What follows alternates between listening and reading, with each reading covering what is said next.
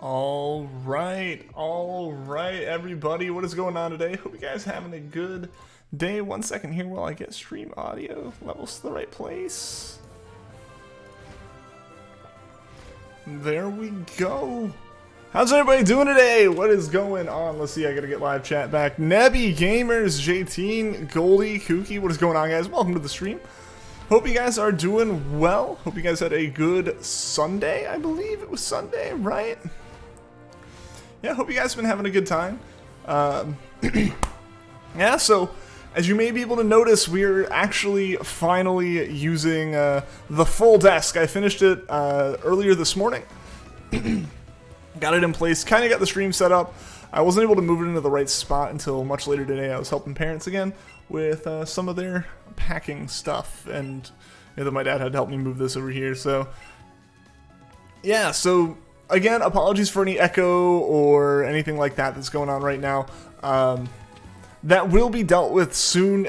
You guys probably aren't hearing an echo, at least not as bad as the echo I'm hearing. I tend to hear it because I have the mic feedback like into my headphones. But yeah, this is the desk. This right here is actually the old part of the desk. We're on the new part of the desk now. Is Botnik safe? I have not heard of that. Yeah, so yeah, where we left off, the Dratini hunt on Friday, we had a full catch combo. We were max lured up. We were all good to go. But then yesterday we did the steal hunt. We got that incredibly lucky 5 encounter steal during the community shiny race, and now we're back to the Dratini thing. And yeah, I'm totally just demonstrating what I was doing with collecting funds because we were low and I needed Pokeballs, and this definitely is just a demonstration. I'm not the kind of streamer that would forget to collect new items. Definitely not that. I'm definitely just making good content by showing you guys what I did before. You're gonna hunt Steal right now? Best of luck. Best of luck. Alright, no fossil there today. Hopefully, okay, we get some golden berries, we can sell those. I like how whenever the Mondays peek through the bottom, yeah, I like that too. That's what I used to do with the Let's Go thumbnails as well, was just make them stick through the bottom, but I decided to go back to just my generally more colorful thumbnails.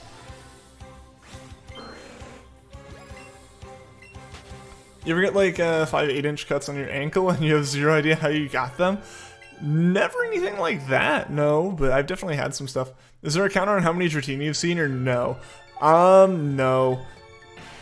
Dratinis are just, Let's Go hunts in general are really hard to keep up with once you've done your catch combo, at least in my opinion. Maybe some other people are better about it. But once I'm just sitting here looking at Dratini, or just looking at any Pokemon in Let's Go, they kind of go on and off screen super easily, and you never know if like a new one spawned off screen and came on, or what the situation is unless you encounter all of them, and that's a pain. So I generally am a bit more casual with the Let's Go stuff. I've never really focused on encounter numbers outside of streams, so for me the idea of like one of my streams not having an encounter number isn't too big of a deal. You're at 300 on the steal hunt. Nice! Best of luck, gamers. Hopefully you find one soon, man. Alright, yeah, so memeing aside, we were very low on funds and very low, importantly, on Pokeballs as of end of stream yesterday. We'd used up all our Premier Balls building up a new Dratini chain, and I definitely want to have a comfortable number of Pokeballs left when we build up our new catch combo, so that Dratini doesn't run away. So that's why we're doing a little bit of stuff. Is Botnik safe? Just wondering. I like I said before, Goldie, I don't know what that is.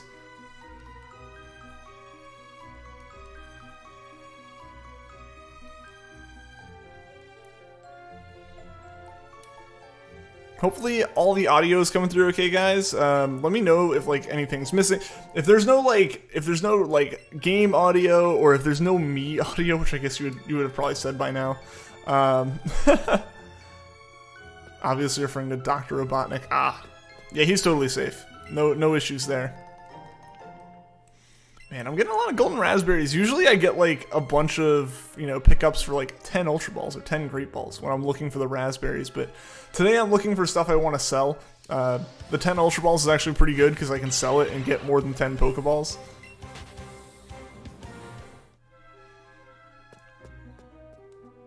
Yeah, I still can't believe we got that 5 encounter shinies feel yesterday, guys. That was crazy. That was insane. The luck there probably will never be matched on stream ever again. It's a website where you can use Notepad and it randomizes the words to make silly stuff. I mean, I would assume so, but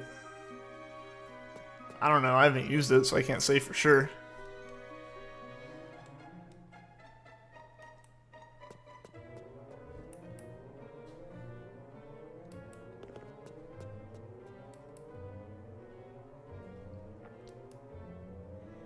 Yeah, so for a moment, we're still just running around. Again, this is totally me just demonstrating what I did yesterday and not me not having done this at all. Need to get your Switch tonight so that lighting is good. Yeah, I mean, basically, at least for me, for the next hour, is what we were doing with this feel where it was a little bit difficult to see. Granted, at the end of the day, it wasn't, like, too bad. Obviously, we still were able to tell when we found that shiny feel in 5. Yeah, guys, I'm excited. I have the new desk. The new desk is here. This is all... There's so much desk space now. It's insane. I over doubled the amount of desk space I have. There's going to be so much room to put things on the desk without, like, packing them in super tight. I'm going to be able to fit Game Cubes. The Game Cubes are going to go nice and neat along that wall. Right now, my Switch is off to the side over there. My 3DS capture card's over there just because I wasn't streaming 3DS today, so I didn't need to move it. Excuse me. Yeah, and then, like, the room itself is very messy and disheveled off camera, but that's just been because, like, I've had a bunch of stuff in here because I haven't set up my sound stuff yet. Now that I have everything in the right spot, I'll set up sound stuff. How many Game Cubes do I have? Right now I have 2. I need 4 to 8. I either need 4 Game Cubes and 4 Wiis or 8 Game Cubes. Or any kind of, like, number in the middle there. I can replace up to 4 of the Game Cubes with Wiis, basically. Alright, let's see if we can buy a few more Pokeballs. If I can buy, like, 200 Pokeballs, I think I'll be okay. Randomize the entire dialogue of Roblox Piggy Book. I don't know what that is. I know Roblox, but I don't know what specifically that is. So just, like, take words and, like, make them random? Like, just randomize the order of them or something? But yeah, so yeah, JT, I have 2 Game Cubes at the moment. The Dratini hunt, not Dratini, the Jirachi hunt. This hunt does not require it. The Wishmaker Jirachi hunt requires 2 Game Cubes. If you want to stream it, at least it requires 2 Game Cubes for every like, copy, or, like, every hunt you're doing simultaneously. Also, did I just not buy a ton of Pokeballs? Yeah, I just didn't buy the max number of Pokeballs I could, so... Oh yeah, I didn't because I wanted to make sure I had lures, but... Yes, let's sell. Let's see what I can sell here. That I can immediately sell without ever thinking I'll need it again. Which is... the Pinap Berries? Or Pineapple Berries. Need to buy Pokemon Coliseum for the Jirachi or no? So, for Jirachi, you don't need Pokemon Coliseum, you specifically need the Coliseum bonus pre-order disc. That was a separate thing entirely. Just having Coliseum isn't enough, and you don't need Coliseum for it. But, yeah, it's... basically, you need a special disc that was like a pre-order bonus. There we go, let's just buy another 100 Pokeballs. There we go. And we also have Golden Razzes now. We didn't have Golden Razzes before. Hey, Nebby, what's going on? Welcome to the stream. Hope you're having a good Sunday. Good to have you here.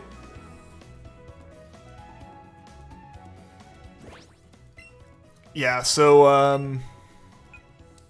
what was I saying? Yeah, so there's a special disc, and that disc, like, the whole purpose was to be a, I believe, small demo for Coliseum, because, like, you had pre-ordered it, so you just got this disc. And... as well as it was capable of transferring a Jirachi to a copy of Ruby or Sapphire, and it's totally unlocked as far as shiny hunting with it goes. Ash, what's going on? Welcome to the stream, Ash. Hope you're having a good day today. Put it all in Notepad and saved it, and then put that into writing generator. After that, you selected the words shown and shuffled it if it didn't seem right. Is it like at all capable of making sure like the words go in like the right spot grammatically, or is it just complete gibberish?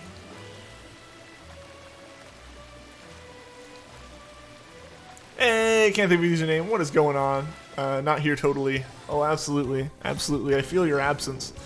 In Japan, the pre-order bonus was a Celebi because it was rare in Japan at the time, much like how Jirachi was rare in America. Yeah.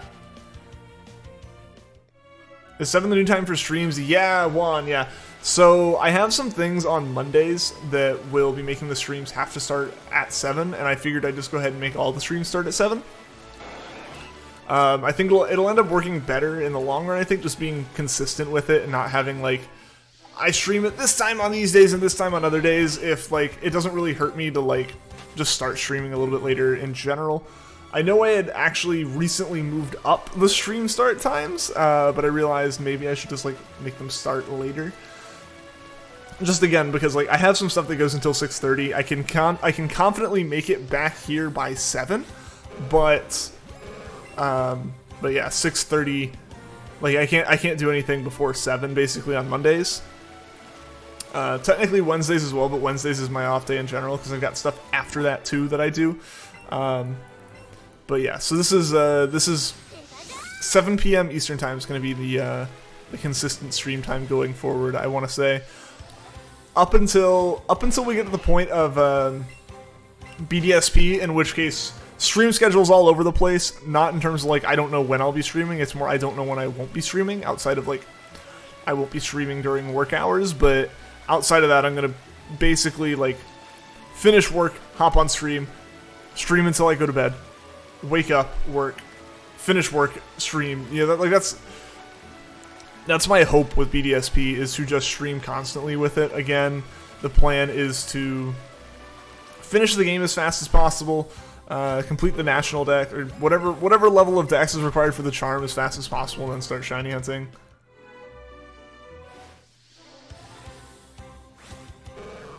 Dang, username immediately knew what you were talking about, Goldie. Hey, what's going on, Sloth? Welcome to the stream. How hard was it to find the GBA player for the GameCubes? Very. I actually just got lucky and found a local, like, secondhand toy shop that had a Game Boy player on a GameCube that was for sale, and that was, like, the first GameCube I bought was that one, and I didn't initially intend to use that for Jirachi. I just intended to use it to be able to stream GBA games again. And then from there, I started looking into the Jirachi disc, learned that my friend just had one, and lent it to me, and so from there we did Jirachi. I had to order a second GameCube for that. The Game Boy players themselves aren't actually that hard to find. It's the disc. I don't have the GameCubes in the room right now. They're still in a box that hasn't been unpacked because I didn't have the desk space for them yet. But I was just going to grab it and show that, like, the disc itself is the difficult thing to find. You can buy Game Boy players all day long for relatively cheap that don't have the disc. The disc itself goes for as much, if not more, than the player. Secondhand game shops are goated when it comes to the rare stuff. Yeah, it's like, it's the perfect balance. It wasn't even a game shop. I found, and I actually talked to my boss about this because he does a lot of like video game collecting as well. I have found that one of the best places, or one of the places to get the best deals on stuff that you see in their shop. Like, obviously, it's got to be in their shop.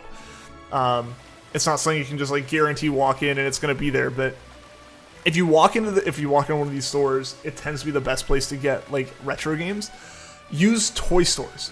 Or just general secondhand shops. You know, if they deal specifically in toys, obviously you're more likely to have some video games than something that might just be dealing in everything from books to books to games to clothes and everything in between. But like secondhand toy stores or just secondhand stores in general that do carry video games, best places to get good deals on those like weird niche rare things, because they know what it generally is, but they don't know what exactly it is. A good example is my Wavebird controller. I got a Wavebird controller and receiver as a bundle together for the cost of the receiver, because they sold it as a little bit more expensive than a normal GameCube controller would sell. Whereas you go on eBay and you're paying like 2 to 3 times as much as I paid for that. Granted, there was a single one of those. They don't usually have them. It's the only time I've ever seen anything like that there. You can buy some off-brand ones, but I need actual ones for the thing I'm planning on doing. I need a couple more receivers. And if I go on eBay, I'm going to end up paying as much for those receivers as I did for the controller receiver bundle at this store. And the GameCube, I got the GameCube for a really good deal. Admittedly, the Game Boy Player disc is bootleg. It is just a generic CD that was burned, but it works, and that's really the important thing, right? So like that's the way to go. Because the thing is, if you go to a used game store, like a store that specializes in games, not just one that carries games, but they specialize in it, they know what it is. They know what a Wavebird is. They know what a Game Boy Player is, like you're gonna have issues where it's not issues, but it's just gonna be a thing where it's like they know what they're selling you, so they're gonna sell it to you at that high price because they can, and you'll buy it because it's worth that. But you can get really good deals at these other places just because it's not like you're screwing them over or anything. It's just like that's the price they feel it's worth, and you feel it's worth more. So hey, get a good deal. Game Boy Player disc only.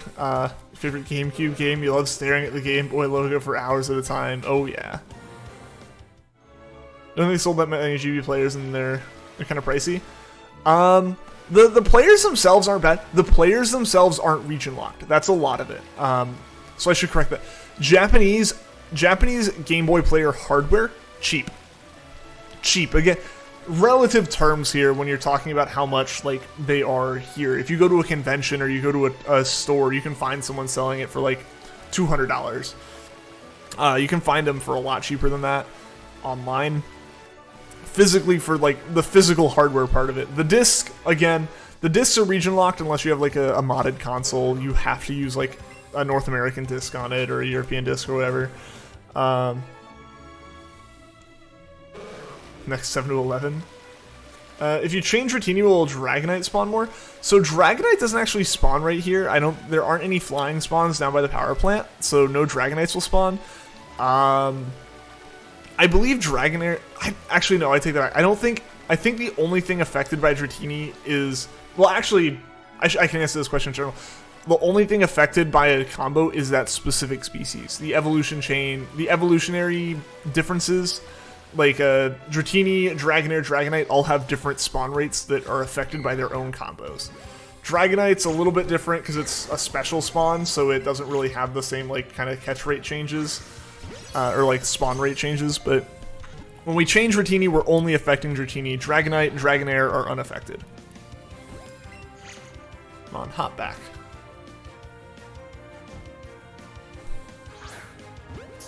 Ooh. Need to catch up with Pokemon Journeys right now. I need to catch up on all the anime in general. I need to go where you're going. Where you're going to all the flea markets you go to sell rare GameCube stuff for way too much. So yeah, in that situation, you're probably just ending up in a place where like they specialize in selling that kind of thing. Like the place that I found my GameCube, my first GameCube at. I bought my second one on eBay.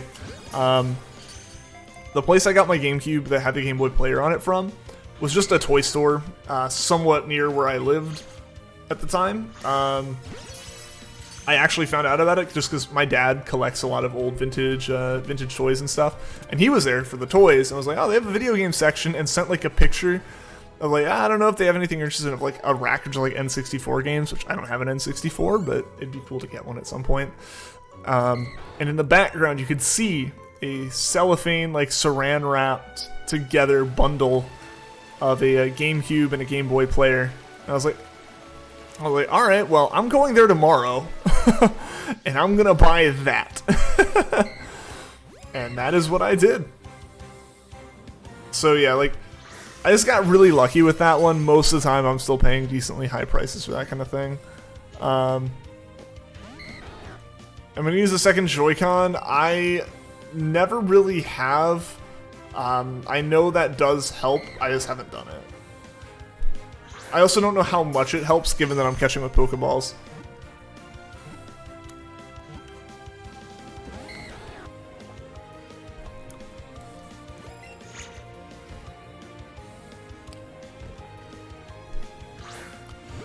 By toy store, do you mean company that's well known in your area or just a random store? So, Wavebird, decently well known company. I don't know how regional or national it is, so I won't say the name of it, but yeah, so that one was like a bigger franchised kind of deal. It was like a bigger company that has multiple stores in multiple states, but the other one was just like a dad and his son run a store out of an old strip mall. You know, it's very much they're just into that kind of thing, and that's what they do. So that one's very local. That's where I got the GameCube.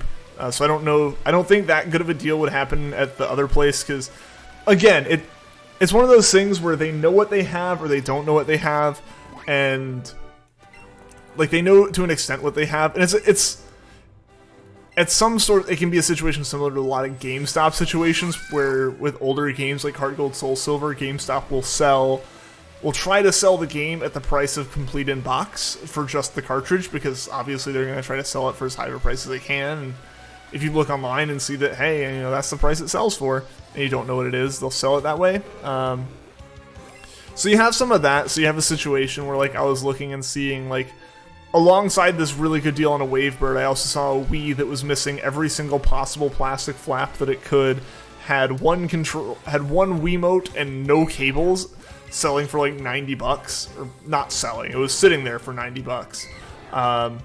Where it's like for like a missing box but complete Wii kit in decent condition, that's the price on eBay. You know, like that's the kind of like situation you can end up in where it's like sometimes you get the really good deal where they don't know that the thing they have is a very special one-off item, like not one-off, but a very special version and sought-after version of the item, like the Wavebird, where they're just going to look up GameCube controller prices and leave it at that. And they also know that they have, like, you know, they sell, like, a $20 version of this, so this is still, like, a common thing, right? Like, you know, like, they don't necessarily know that that one's worth more, but at the same time, they're also just going to mark all of their Wiis at the same price, even if one looks like it was, like, thrown in a dumpster violently several times.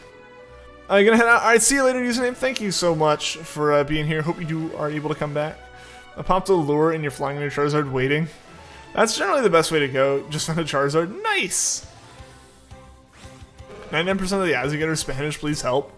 I had an interesting kind of situation for a while where when I was in my college apartment, the one that I would stream from, it was an apartment that was fairly heavily advertised to the like global exchange students. So a lot of the kids there were from China, and what that meant was a lot of the advertising like trackers recognized the IP address, and like a lot of the data that you use to like identify a household identified the whole apartment complex together, and like 60% of it was like native Chinese speakers from China. So I would constantly get ads for like, I would constantly get car ads because they would come over here and they would buy cars because they needed to get places. You're in America, you kind of do need a car. So they would come over here and they would buy cars. So I would constantly get like Toyota Camry ads in full like Mandarin. So it's like, okay, like I can't understand this, but it was just funny to see that. Like, that's the kind of like level of like unusable ad that like a company has paid for that is completely ineffective on me, that you get when you use like VPNs and stuff and pop out of places in like Russia and everything's just in Russian, you know, that kind of thing. Like, and I just had that like no VPN, nothing, just like on the network, like, oh yeah, okay. Hey Gia, what's going on? Welcome to the stream. How you doing today? Using a second Joy-Con slightly increases the chance of catching a Pokemon. Yeah. I don't have that set up. Honestly, I think I would get too nervous. There's a pawn shop chain in your city that buys and sells old games. Maybe you check that. Yeah, I mean, when you're checking at a place like that, it's just a lot of it's going to come down to patience and diligence and just checking regularly. Go in once a week, see what they've got. Like when I was looking to get my copy of Japanese Emerald complete in box, there's one eBay seller I knew regularly found and like shipped copies in and imported them. And when I wanted to get it, I just had to sit here. I said to like check the page like every few days and see if they had it. And eventually they did, and I was able to buy it. The Pokemon might not pop up in the small river, to be honest. They do though. This is the only place Dratini spawns. Like there's no other option. This is where they spawn.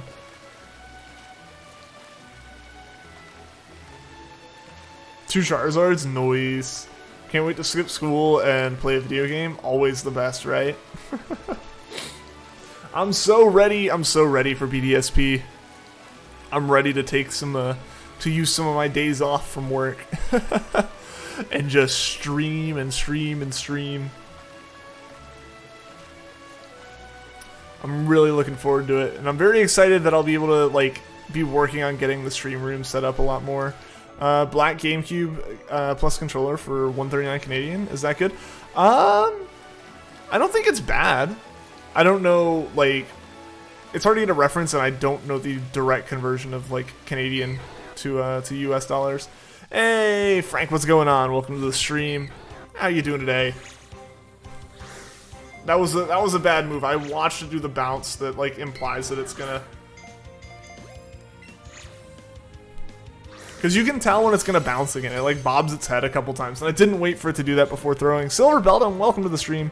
Certain recent YouTube ads have been burned into your mind, and you can't even use it. They're advertising.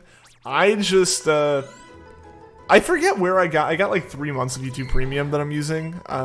I'm kind of ready for it to run out because I still end up in a situation where I don't know if you guys do this, but I do this a lot where it's like a video that pops up on my like home feed is intriguing, but I know that like the channel as a whole isn't something I want to watch, and I know the topic's not something I need to watch every single video on like YouTube will recommend if you watch like the single video. So I'll open it in incognito and it throws me back into regular YouTube because I'm not logged into a premium account. And it's just jarring, and it's like I'd rather just see ads everywhere than like forget that I'm going to see ads in certain places. So I'm kind of ready for that to run out. I forget where I got it, so I haven't seen those ads in a while, but when I do see the ads, I don't know if anyone else does this, but I like intentionally just completely like zone out. It's like, nah. I'm just going to intently focus on this skip ad button and wait for it to count down and not look at anything in the ad. All your streamers are going to go crazy with BDSP, yeah. I mean, yeah, it makes sense. Like, it'll be the first like Pokemon game, full game release in like 2 years for Pokemon, which really isn't that long. I honestly think it'd be healthy for the games to kind of stick to that kind of schedule. I say when we're getting BDSP and Legends within 3 months of each other, but I'm totally fine with seeing some like longer development cycles and stuff. As like a player, as a streamer, the more new stuff there is to get like an audience watching, the better. But yeah, I think there's a lot of people who are just very excited to have some new Pokemon stuff that isn't just Sword and Shield DLC. It's 110 American apparently. That's not awful. I think I definitely have found some that are a little bit under 100, but I think it depends on the controllers you get. It depends on which like model GameCube it is. It depends on the condition of the GameCube, because I do know that I got my black GameCube for a decent price, like a pretty low price. I was like, all right, I was pretty happy with that. But it occasionally has some hiccups and stuff. I don't know if that's just like dusty and I need to clean it out, but the cheaper it is, the more likely you're gonna have to do your own work on it to get it working like new. Gotta go. All right, see you in a bit, gamers. Explaining to teachers why he skipped school. So there's this thing called Pokemon. Which version of GameCube do you have, actually? I have one of each. I believe my silver one is the 101, and then I have the zeros. My black one's the 001. So it's older, so I understand it being a little bit more messed up. Excited for Legends Arceus? Heck yeah. I think I've said this before. I'm more excited for Legends now that I feel very comfortable with BDSP being good. I was a little bit concerned that BDSP was going to be kind of just like a blank filler game, just from the looks of it and stuff, and it being by Ilka, but it seems like they're actually putting a lot of care into it, so I think BDSP will be a very good safety net in case, like, Legends does poorly, as far as, like, having something really, like confident in being able to stream and make some good streams and content with. So having BDSP, I'm excited for that, and then I think it's going to be a good, like, backup, like, to fall back on. If Legends, like, gets too, you know, risky and out there and does miss in some way, having BDSP to kind of fall back to will be good. So BDSP has made me more excited for Legends, and just the general, like, improvements we saw in the Legends trailer also looked really good. Have a silver 2, let's go, nice. Yeah, so I think I have a silver 101 and a black 001, I think. I think that's what it is. I'll have to get them out of the boxes soon, now that I have, like, a place to put them. If Legends has national decks, it's going to be good. I'll admit I'd be surprised if it has a full national dex. Especially given the context of, like, the way the game is, where it's like you're actually building the first Sinnoh decks this time, as opposed to like the modern games where it's like, go complete the Pokedex for me. It's like, but Professor, everyone already has all of these. Like, you're the first person discovering some of these and writing stuff about them, so I don't think they'd go national decks route there. Excuse me. Soon you're gonna collect even the limited edition ones that go for thousands? Nah. The most I want to do, and I know this is already a lot, is the ultimate goal, if I go fully with GameCubes and I don't use any Wiis in this setup, is 4 GameCubes, or like 8 GameCubes, 2 orange, 2 blue, 2 black, 2 silver, and then the one that has a Game Boy Player attached has the color matched Game Boy Player. That's the one thing I want. The biggest problem with that is I don't want consoles that are hard modded, but almost every single one you find is hard modded. Heart Gold Soul Silver goes for $1,000 by itself. There's no way Heart Gold Soul Silver goes for that much yet. That'd have to be like a sealed in-box copy.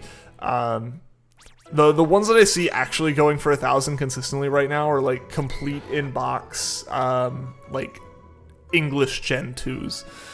Like Crystal goes for anywhere between like 800 and 1,200 right now, complete in-box English. While at the same time, for like 150, you can get like a Japanese Crystal. It's crazy how much cheaper the Japanese games are than the English games. Excited to shiny hunt for your team member in BDSP? Heck yeah, I'm so excited for BDSP shiny hunting. It's purple, not blue. Alright, nerd. No, but yeah, basically, like, the 4 main colors of GameCubes, I want a pair of each with a matching Game Boy Player on one of them. I think that would look really cool. And then from there, like, the one trick is having, I would need, so basically, like, the ideal setup is, the ideal setup, I think one part of this is a little bit ridiculous, is, basically one Wavebird controller with 4 receivers plugged into the Game Boy Player GameCubes to control those, with on those having like a one extra controller, also color coded, would be dope, but that's getting a little bit out there and ridiculous. But in an ideal situation, color coded controllers matched up along with like a receiver for the Wavebird. So generally things stay in sync, but if anything does fall out of sync, you have a controller as a backup to, you know, recover. And then like a second Wavebird with receivers and all the top ones to just kind of to button mash and be like, hey, like to button mash through the Coliseum bonus disc like prompts each time. What starter should you pick? You like them all? In which game? Which game are you talking? Are you talking Legends? I say Rowlet, because Rowlet's the best. You're able to find 2 3DSs that were compatible with English game copies. One that's 150 and one that's 175, if you remember right. That's not bad. That's not bad. more excited for BDSP than Legends. I think that's totally fair. I've made it very clear that I'm not the biggest fan of open world games. Like, I think they definitely have their place, and I don't like think it's stupid for people to play them or anything like that. That'd kind of be ridiculous to think. But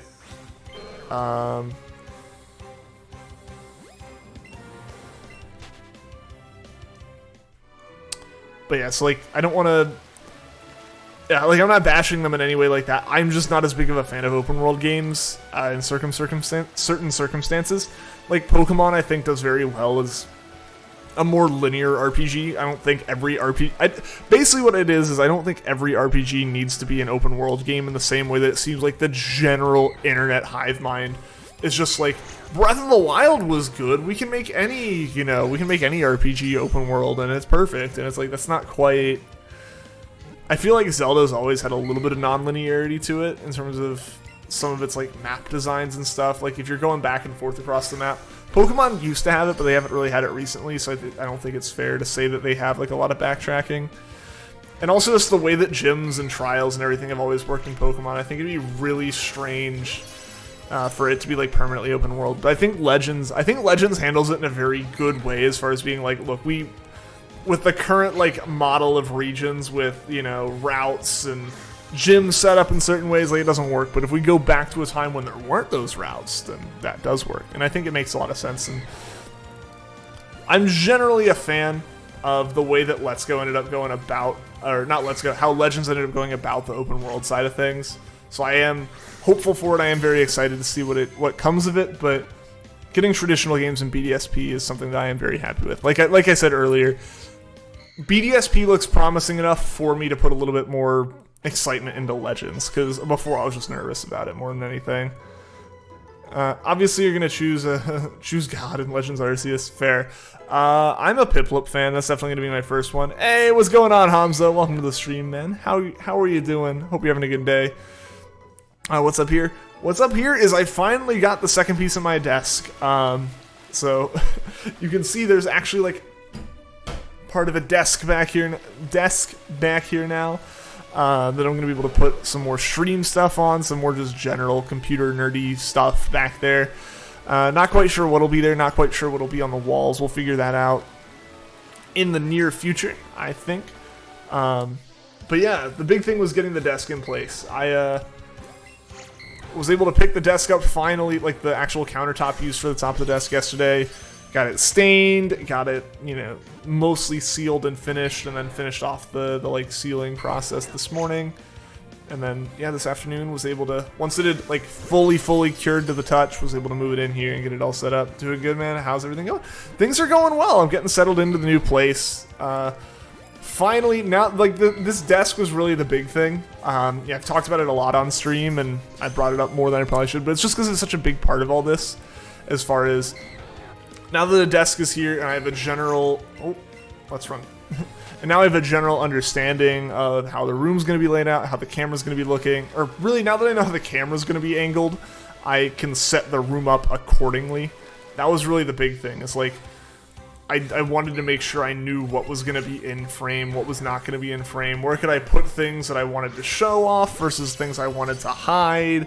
Like that kind of stuff. So it's all good now. And BDSP, you're picking Piplup. Nice! Good choice, good choice. Hey, Dragon Gamer, welcome to the stream. How are you doing today? Turn-based RPGs aren't good. Me points to Deltarune, Undertale, and Pokemon. Then what is this? Yeah, don't forget Octopath. Right? I need to play more Octopath. I played the demo and really liked it, and then was like, oh, I should get that for my Switch, and then I just never did. Why did the Dratini suddenly get difficult? Paper Mario, true. I need to finish Origami King. We did those streams back in the day, and then like I stopped because it was just getting long. I'll be real, I definitely like on a couple occasions was, oh man, this game's ending soon, and then I realized I was nowhere near it ending, and I was like, oh no. I was like, man, this is short, and I was like, oh no, it's not short, it's extremely long, and life happened again and stuff, but I need to just sit down and play some more of that. Now that it's been a while, I should play a bit more, because I'll admit, in Origami King, the puzzles in the battles were really clever, and I liked the concept of it, but it just started getting long, you know? Like, it just started feeling like it was taking forever. And Legends are picking Oshawott, and BDSP are picking Turtwig. Alright, solid choices. You already know your team for BDSP. Nice! Yeah, I'm not, like, super settled into a team, because I think I've talked about it before. I don't really, like, I don't really, like, plan out a team. I just kind of go with the flow and see what happens. As far as, like, a lot of times I'm bouncing between different mons just because, like, something needs to be leveled up to evolve that one last time and stuff like that. So that's the kind of thing that that drives my my team decisions more so than that's what drives my team decision picks usually more so than like trying to plan out a competitive team and stuff. And sometimes I end up in a really bad situation where like my team is almost entirely weak to the gym that I go into, but we make it work. I just really want 2 Pokemon. Totally pick a Rowlet in Legends. Monka laugh. Why don't I think you're sincere about this?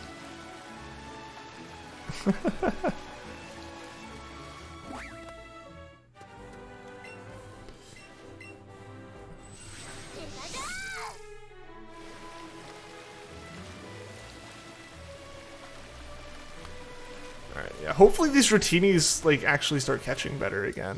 They were catching okay like earlier today, and they were catching okay on Friday, but I think like the past 3 in a row have just not wanted to like catch, which is a little bit unfortunate.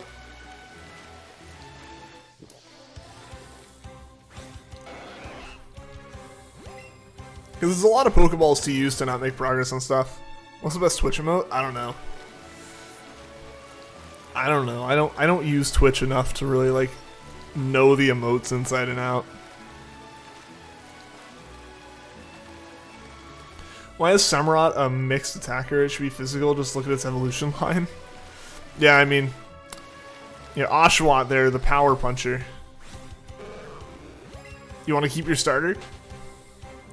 I always keep my starter on my playthroughs. I know that like a lot of people like they don't necessarily have the best stats and stuff, and people have teams planned out that never involve their starter beyond collecting that first mon. But like, I don't know. I can't let my starter off the team. My starter's got to be on there. They're like the super important partner Pokemon. Samurai known for shooting ice beams in ancient times. Thus they are mixed attackers. There we go. JT dropping the historical knowledge here in chat. Memories. Oh yeah. Yeah, like I feel like it's just like your starter's your first Pokemon, and it's like your biggest Pokemon partner. I feel like usually.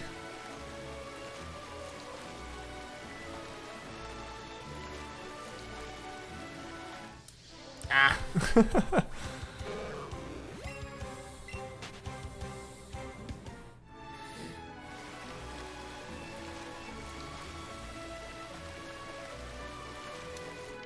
For the most part, Brilliant Diamond and Shining Pearl appears to be a faithful remake of the original games, but several new features were shown. Grand Underground allows you to build a secret base. Undertale confirmed. Isn't it crazy we're almost in October already? Dude, right? Right? Like, I still feel like I definitely am like, okay, I started streaming again in 2021. Like, that's really when I picked it back up, because I did like a couple small little streams, you know, early or like late last year, but I really picked it up like in January of this year. I was like, okay, yeah, we're starting to make progress in the year. Probably like maybe halfway. It's like, oh, we're already in October. Whack. You know, like, man, it's like it either jumps or it makes an attack, and I can. If I'm confident enough that it's not going to jump, I can squeeze a throw in before the attack. It's also the most over-leveled. Yeah, when it stays on your team the whole time with XP share and stuff. Undertale takes place in a place called the Underground in BDSP. They added the Grand Underground, so it's really just like the Grand Undertale then. Approaching 5 years since you watched me. Dude, that's crazy. That's crazy. Yeah, we're coming up on like 5 years of streaming at this point. Less than a year away from that now.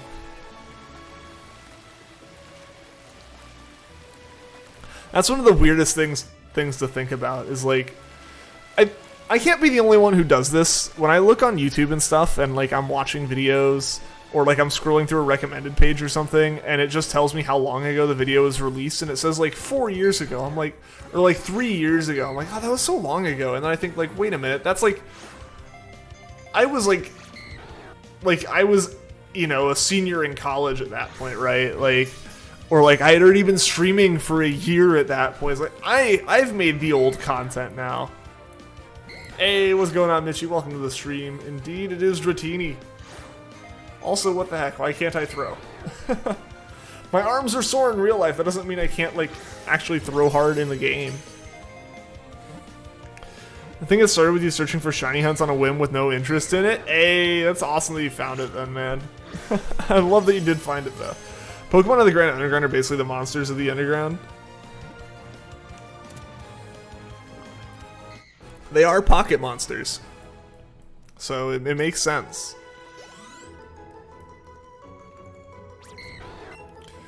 Yeah, hopefully I can get, like, all of this, like, all of these monitor arms and everything figured out and properly set up here tomorrow.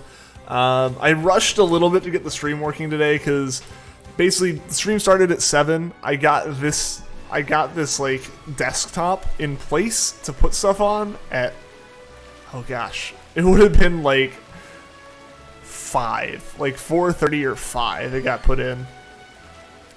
And for a while I sat here going, I'll just deal with it like tomorrow. It's like, no, I'm gonna move it now, and you know, had to shift everything over and unplug a whole bunch of stuff, and you know, capture cards are still over there. Switch isn't where I really want it to be. A whole lot of stuff's just not quite in place. And it's like I gotta fix that, but that can be a tomorrow thing. I gotta get like a good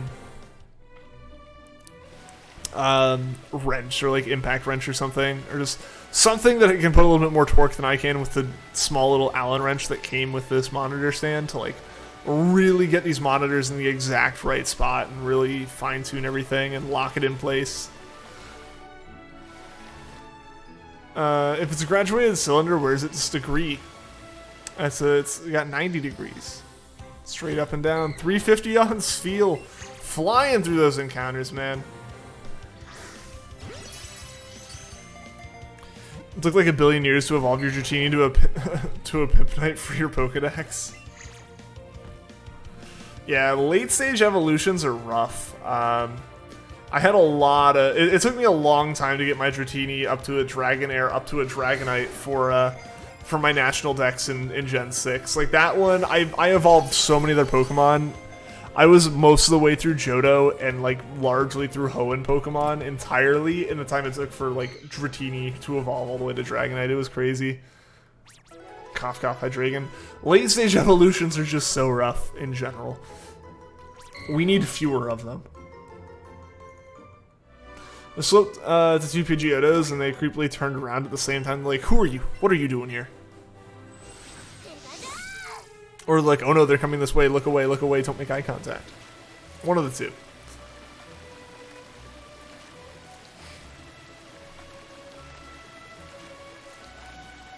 Shiny hunting Ralts and Ultra Moon right now, best of luck! Best of luck on that. Obviously Masuda method, right? I don't think, there's not another way to find Ralts, so I would have done that hunt.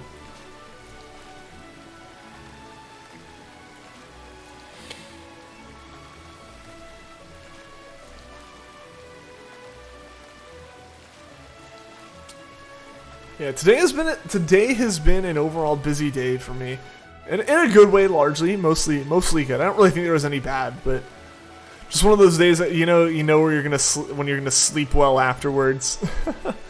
Yeah, woke up early today. F1 race was on, so I was gonna watch that, and I had stuff to do with the desk.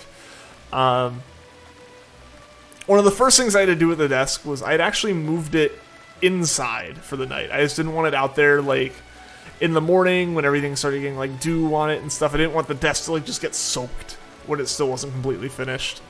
So I brought that in. That was a effort.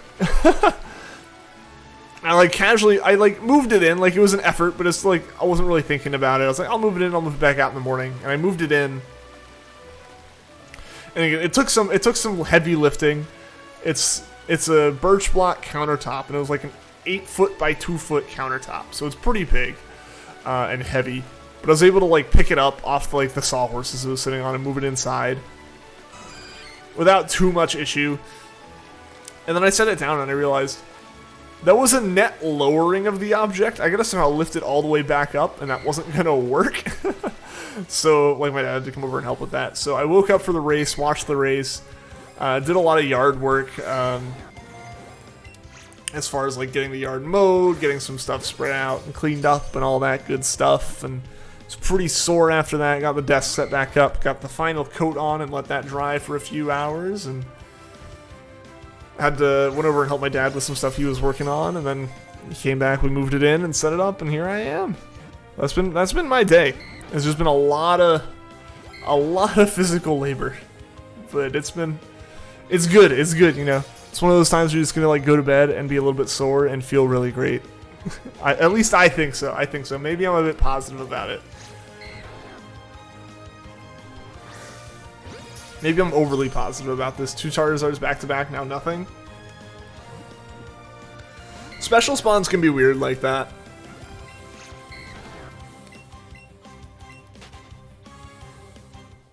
Since you really only have the one on screen at any point, but if it's off screen, it just like increases the chances of a new one spawning on. Like the game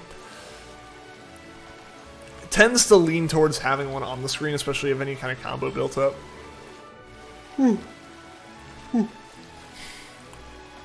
Excuse me, sorry about that. I was talking about how tired I am, so now I gotta start yawning.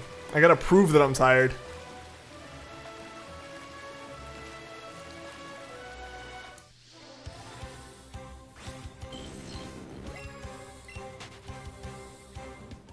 Remember your shiny Ralts and Emerald? I do. We just moved it to Alpha Sapphire and finished it. Yeah, that Ralts we kept going for, and like the Ralts turning into Poochyena and all that stuff. Prove you're tired by going to sleep. Just sleep until the Jirachi goes away.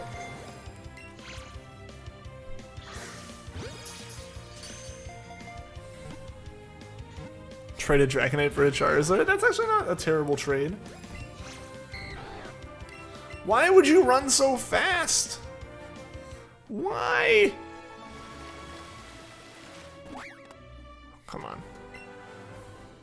It's always a little bit obnoxious. It's like I wish I could turn on just an option to be like, to prompt me if I want to get out of the water. It asks if I want to get in the water.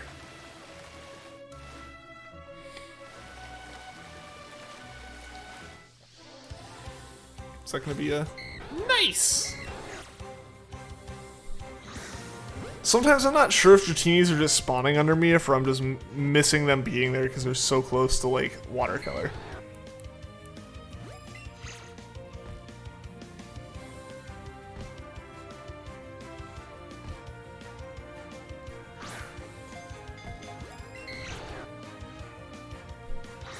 Come on, there we go. Used to call Diglett Ditto, now Dratini Jirachi. Did I just call it Jirachi? Oh my gosh, did I call Jirachi Dratini earlier? I don't know, these things have names. There's a lot of them to keep track of. So now you guys know why I'm always so impressed when I remember people's names on stream. I think I got Shy and Gamers mixed up yesterday. Yo, what's going on, man? Welcome to the stream, son. How you doing?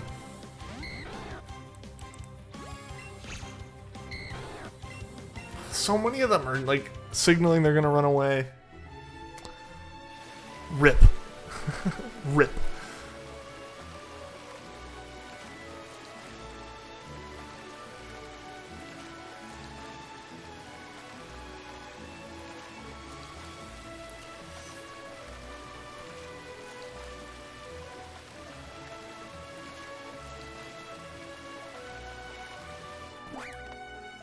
Oh, wow.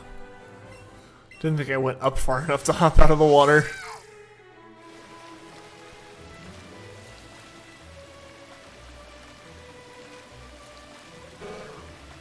I haven't seen Gia in forever. You two have just like missed each other on streams recently. Both of you have shown up to a couple of recent streams, but either they've been at different times or just different streams. What's your catch combo right now? Like 8 or 9. Instead of pre-ordering the new Pokemon games, you pre-ordered Super Monkey Ball.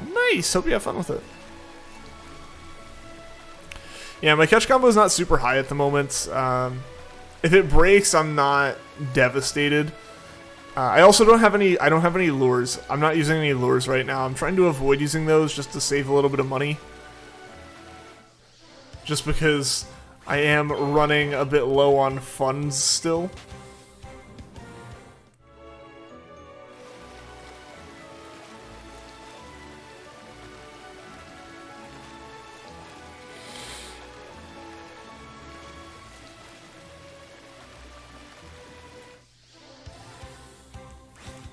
Yeah, what's our combo at? 12. Okay, so we're double digits.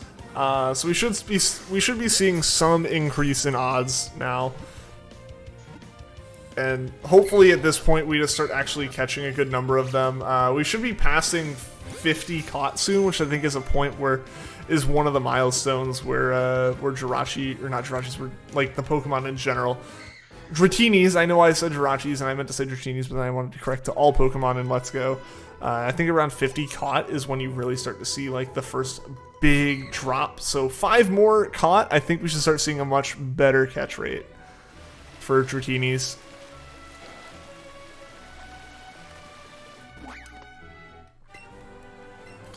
Oh yeah, so gamers, how about that F1 race today, man? Now that we're in chat and can talk about it.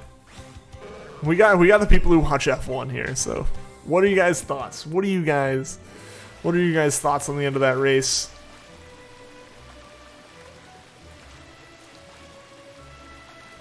Because it's crazy. This year's been crazy with it. France and Russia are supposed to be some of the most boring races ever, and both of them have been fantastic.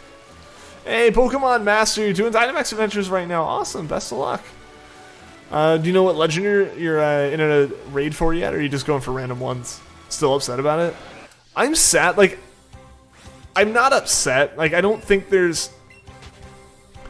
I think the only blame at all there would be to give, and even then it's kind of like... It's one of those things where it's like, you know, you take a gamble, you know, like your strategy calls in that situation. Weather's unpredictable and it throws a wrench into everything. It's a gamble. I think the determining factor there for this race 100% came down to the fact that Mercedes forced Lewis to pit, as opposed to McLaren suggesting to Lando that he pit, as opposed to saying you are going to pit, weather conditions are worse. Basically what happened is Lando never got an update from the pit wall saying that the rain was getting worse. Because in like a post-race interview, Lando and Lewis are standing next to each other, and like, you know, they started talking. It's like, yeah, Lewis is like, yeah, they told me it was getting worse, so, you know, they made me come in. And Lando's like, oh yeah, I never heard that it was getting worse. I just heard it was staying the same.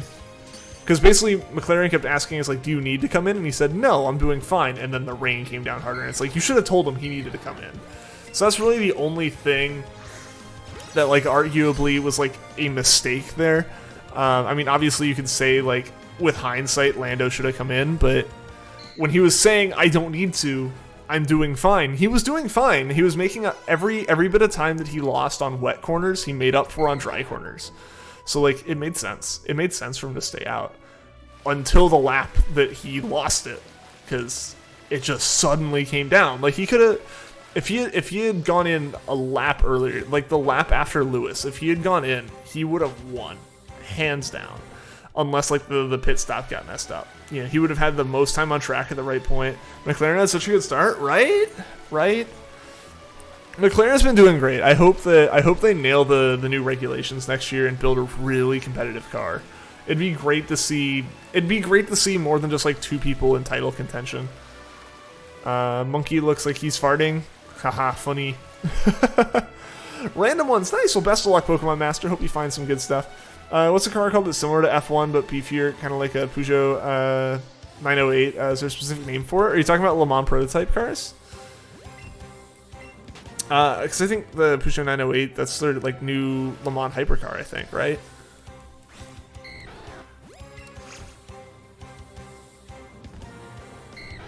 I think that's what you're talking about, if you're talking about the 908. Let me double check.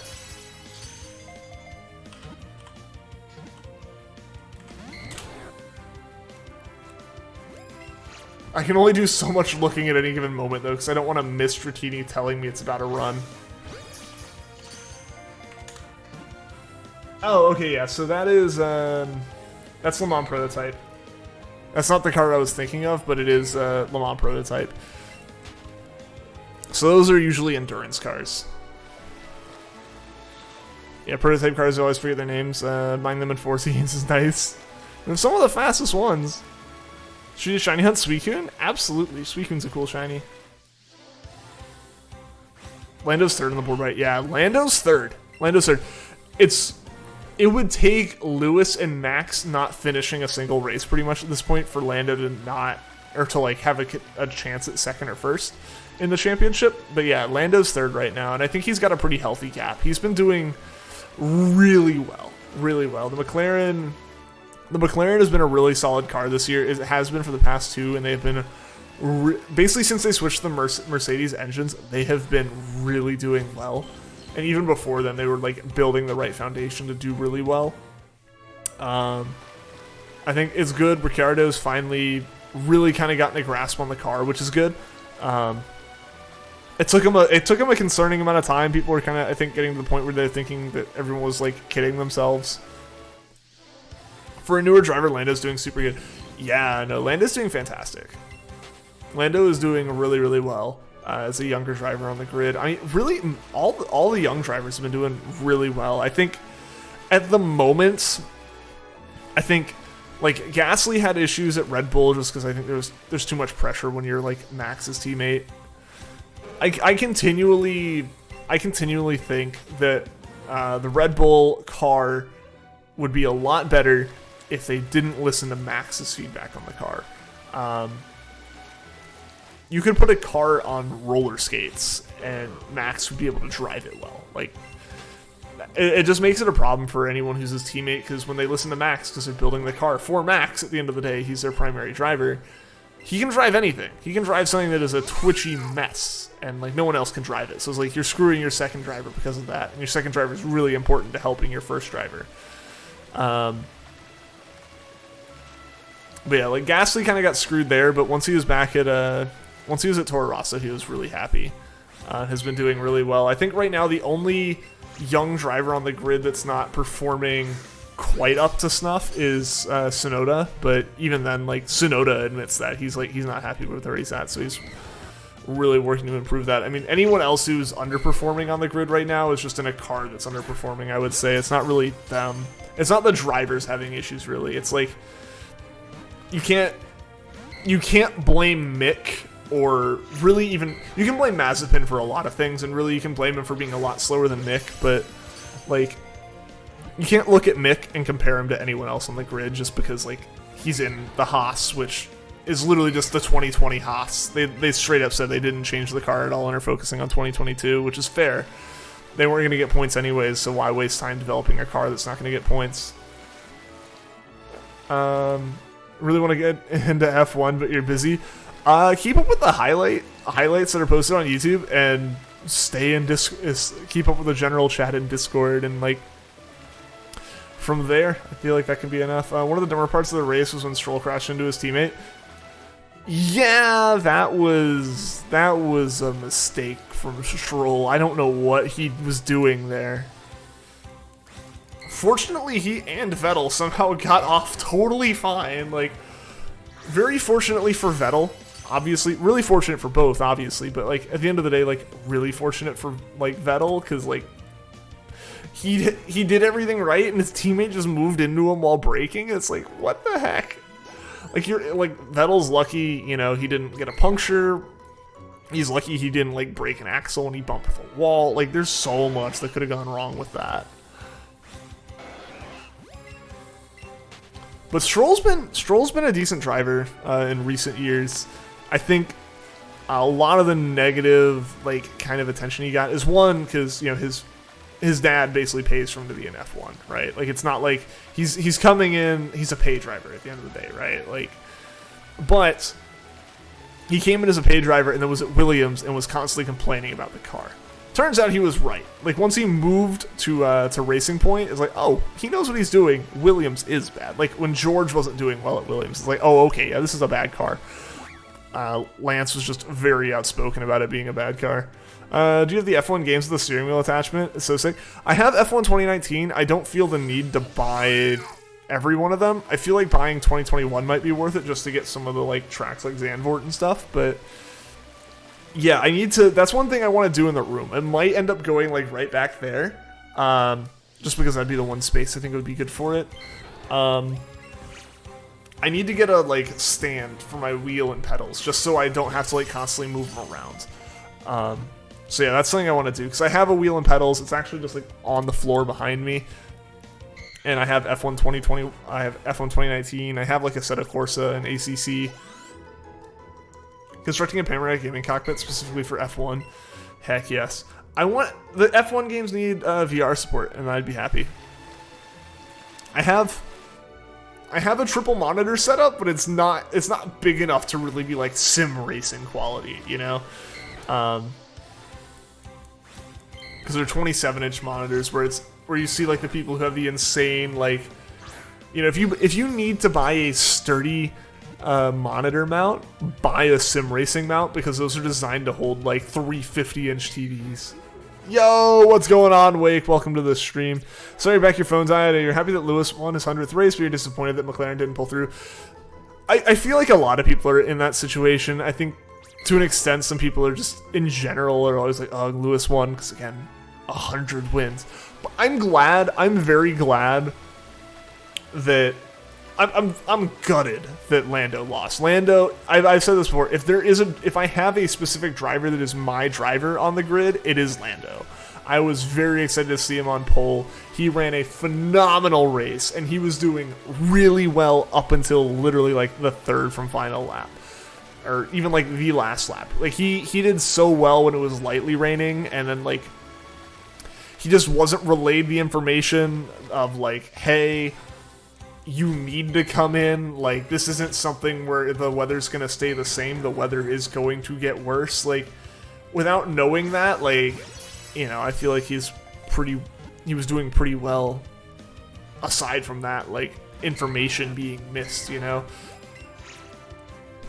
So, like, he was doing phenomenally, and then it's just, he took a gamble that didn't pay off. If the rain had stayed away, he would have won by a minute, and like that would have been crazy. That would have been crazy because Lewis wouldn't have been as fast on the intermediates if it didn't continue to get wetter. And you know, the slicks would have been doing just fine if it didn't continue to get wetter. And like it would have been one of those things we look historically back at Russia 2021 of like the race that Lando just like nailed the gamble, but he failed the gamble. It's part of gambling in this, you know. Sorry to anyone I'm boring by talking about F1 constantly, but F1's fantastic, and it's fun to have people in chat to talk with about it. So, I'm going to talk about it, especially when there was a crazy race like today. But yeah, I'm glad that outside of my sadness that Lando lost, I am impressed with Max because he managed to come from 20th to 2nd. That's awesome. And if Lando hadn't just had like such a sympathetic, you know, kind of like flop there, and like basically if a lot of the driver of the day stuff voting hadn't happened before the spinning of Lando, if it hadn't happened before that, I think Max probably would have been driver of the day, just because he, you know, made like 19 grid positions back, which was insane.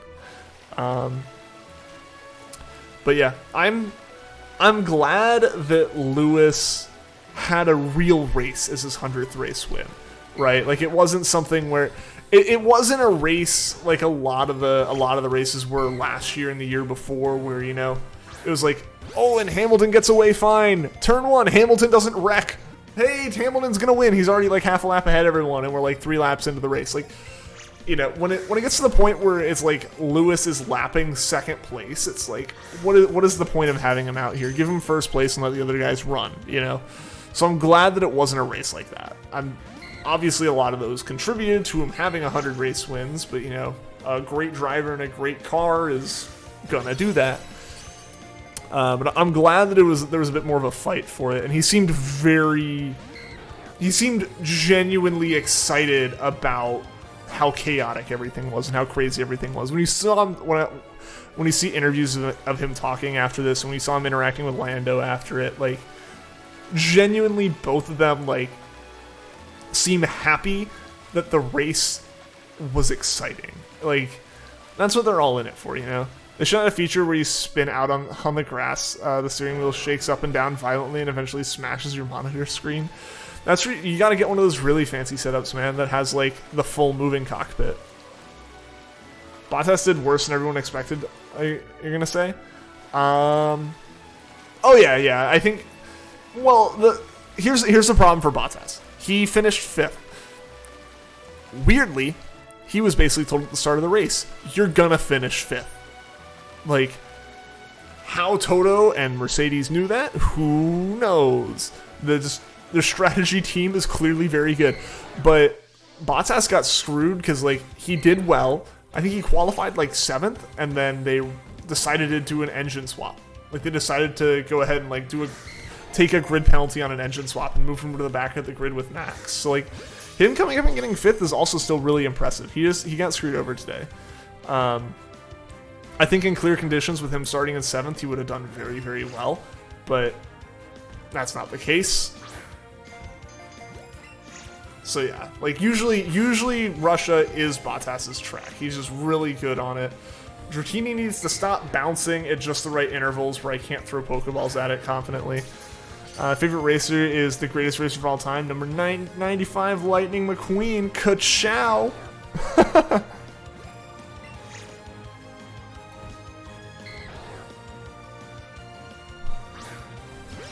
Don't know why your emotions are all over the place tonight. You feel like crying from stress and anxiety. Has there been a lot of stuff bothering you, man?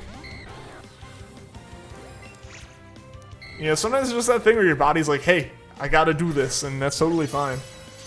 Number 5, Speed Racer is up there too.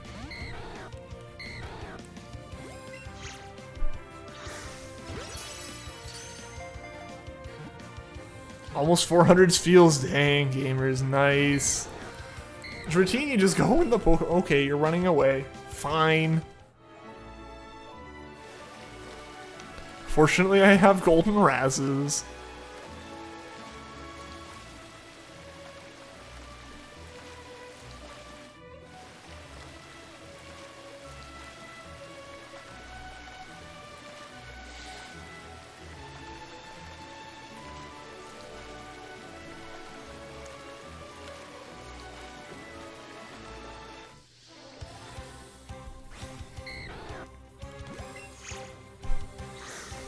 Hey Gabby, what's going on? Welcome. Tomorrow you're gonna watch anime with your cat. Nice! That does sound like fun.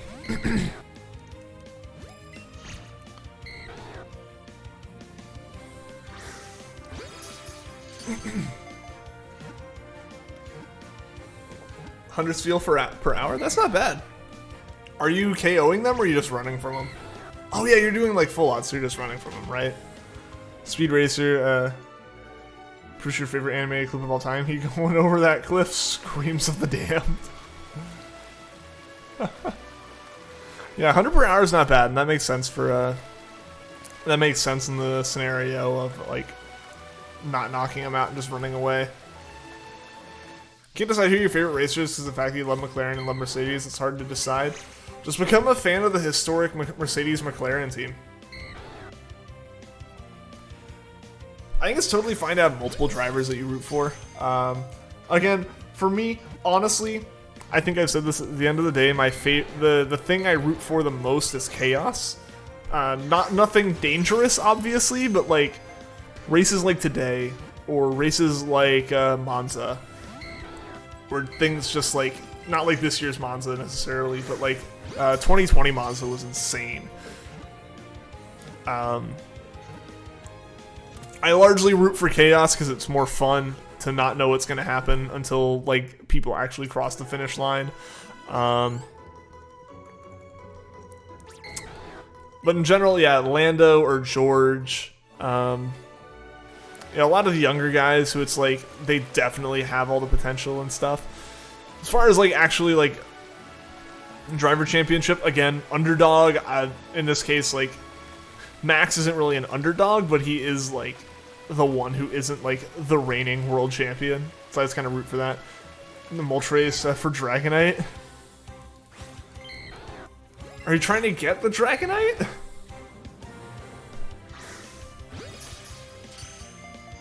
Just running speech encounters like 12 to 14 seconds, but the in-between is the issue. Yeah, that is definitely going to be the biggest issue there. I mean, granted, like, for me, the thing is, like, I was basically thinking, like, oh, that is fast, you're just running away. Because, yeah, it does take some time to find stuff, that's for sure. Because, yeah, sometimes you can find, like, you know, 4 Steels just sitting there in the patch of grass. And other times you run around and all the spawn slots are full of Avalugs. Where are you looking for Dragonite? Because it should just be spawning in the sky. I'm surprised we haven't seen a Dragonair yet. Their odds aren't increased by this in any way, but like, I feel like at this point we should have seen at least like one Dragonair in here. Ah.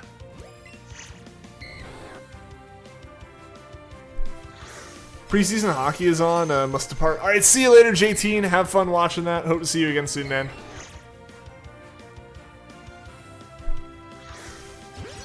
Hockey's a sport that's always been interesting. I've never gotten into it in any way, but it's always been intriguing, you know?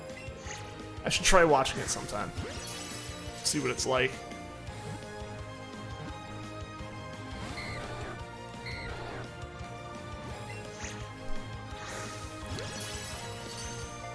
Route 16. Okay. I mean, I guess it's always worth checking Cerebi and making sure that they can spawn in places. Game Pass on Xbox is great because of the fact that F1 2019 and 2020, along with plenty of other racing games. Oh, nice! Yeah, that's great. Yeah, and you get like a Fanatec or Logitech wheel that just plugs and plays with Xbox. Yeah.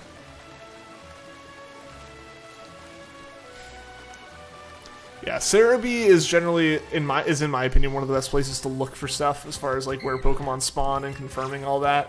Just don't be like me, look and see that it's gonna spawn on a Pokemon will spawn on a certain route and then go to the wrong route. Like, just straight up be like, I think it'll spawn here, and it's like, yes, it spawns on that route, and I just like go to the wrong route number.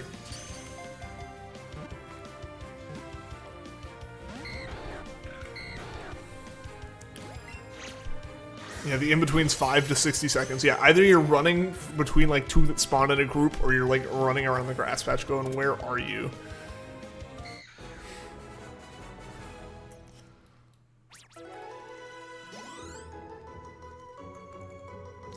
Oh, Zachary, what's going on? Welcome to the stream. Do you play Pokemon Sword and Shield? Occasionally. I was playing it yesterday. We did a Steel hunt yesterday. I haven't done Dynamax Adventures in a while, but I used to do a bunch of those. But yeah, I play Sword and Shield occasionally. It said Route 18? Alright, there you go.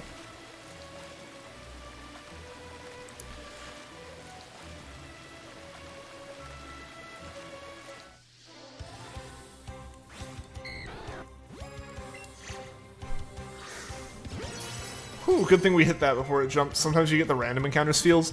Those are always satisfying because like, oh, it might not even be it. And then like, yeah, little round boy shows up and it's just like, heck yeah. That probably makes no sense. Which is always like, oh yeah, absolutely. Is this Let's Go Pikachu? Yes, it is. It is. I have Let's Go Eevee. I haven't played it enough to do a lot of shiny hunting in it.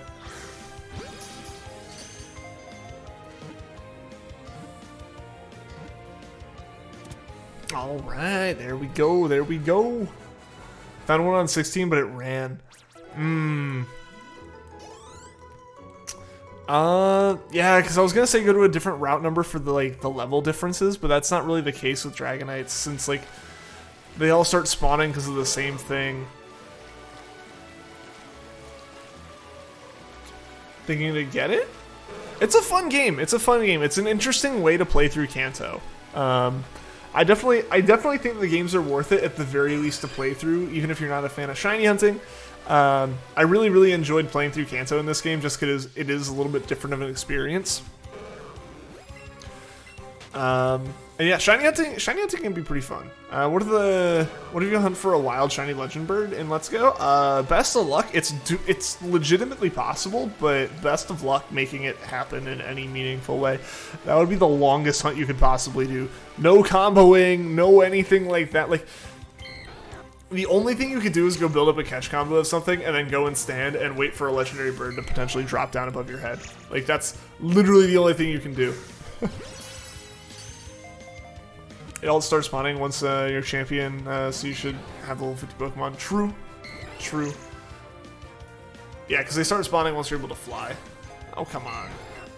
Oh, come on. No, no, no, no, no. Let's get away. You can combo? Oh, that'd be the longest Well, yeah, so you can combo something else and you can get those odds boosts, but I think I corrected myself on that. I might have not. Yeah, you can get the odds boost from comboing something, but you can't, like, increase the spawn rate. Can combo in the go part. That doesn't increase. That doesn't. There's special spawns, right? So they don't. You don't increase like the spawn rate of them though. How much money is Let's Go Pikachu? It depends on if you get a new or used copy of it. I think new it's still like $50 or $60. Used is probably like 30 or 40. I don't know used prices for these games because I haven't been looking at buying like newer Pokemon games used in a while.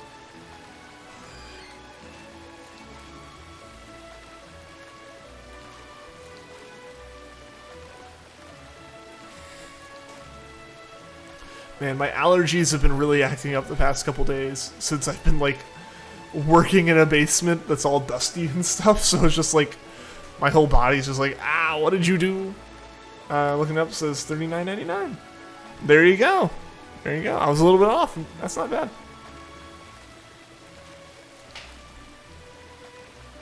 That's not bad for a Switch game. And I really just don't see these Dratinis in the water. They are watercolored.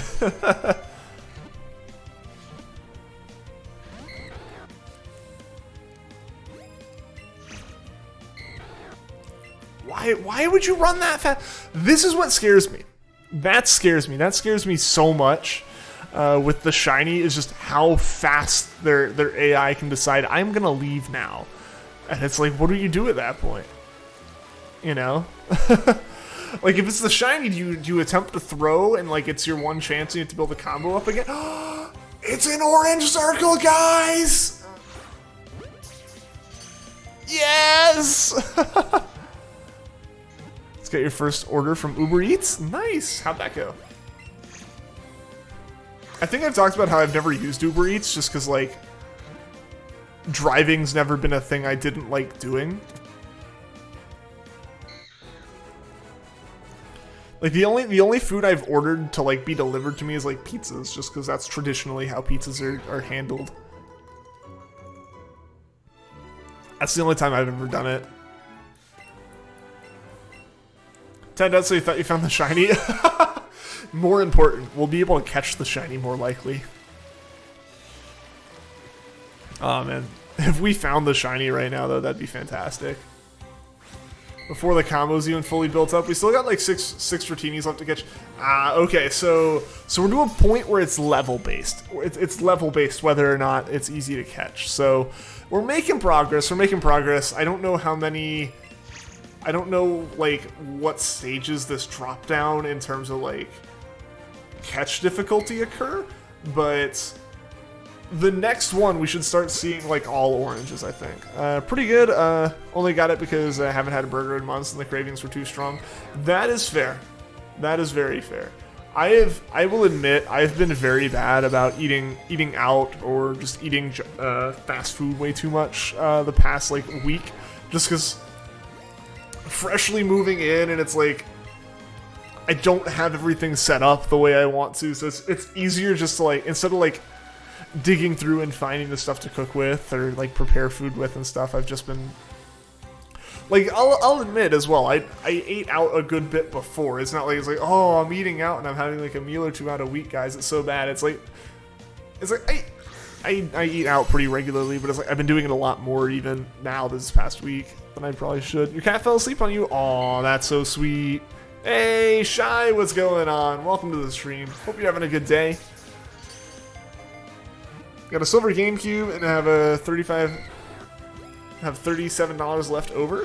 Nice. But Mario Kart costs 70 and Coliseum's like 205. Yeah, GameCube games aren't cheap. Because at this point, they don't make them anymore. Console, but no games. You'll be able to get games soon, though. You got the console. That's the big thing. There's a video on Catch Comboing the Legends, and the rate didn't seem to change, but they found 2 shiny Mons. Nice! Also, I didn't even realize we had run into a Dratini. I assumed it was something else. Okay, yeah, so we're definitely to a point where it's level-based. Seeing it flip-flop back and forth like that. Also, thank you so much to everyone who's left a like on the stream. I really, really appreciate it. It means a lot. Let's see if we can get to our like goal of 20 likes today. I think we're gonna go for 20. We've hit 15 consistently. It was only 142 for the console wires and controller. That's not bad. That's not bad. Can still do the one best thing: reset the console to watch that amazing opening. Heck yeah. That's all you really wanted, right? Like, you didn't actually want to play games. You just wanted to watch the GameCube logo happen over and over again, and just the YouTube videos of it, like GameCube logo sounds for 10 hours is just not cutting it anymore. That's for some games he's gonna bring at some point, so that's what works. Hey, that's good. That's good. That's definitely a good thing to make sure of. You know, it's a cheap and easy way to find GameCube games. Pokemon Coliseum with the Dratini bonus disc. Oh yeah, that is like just such a common game. People throw them out all the time. You know, some streamers have 4 of them. You know, like they're super common. What was that throw game? I didn't do that poorly. My aim's not great, but I'm not terrible.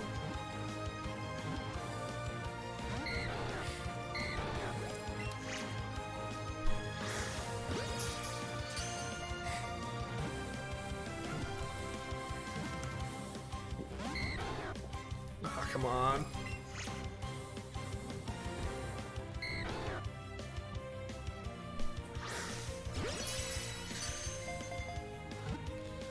Seen people selling just the Mario Kart Double Dash case for $30, and some sell just the bonus disc. Yeah, I mean, that's eventually you do get to a point where the cases become worth something, just because like people are in a situation where they're like, I bought the game used, now I need the case. You know, someone's like, I lost the game years ago, but I found the case in like a box. And there you go, you just have like a match of like people to buy stuff.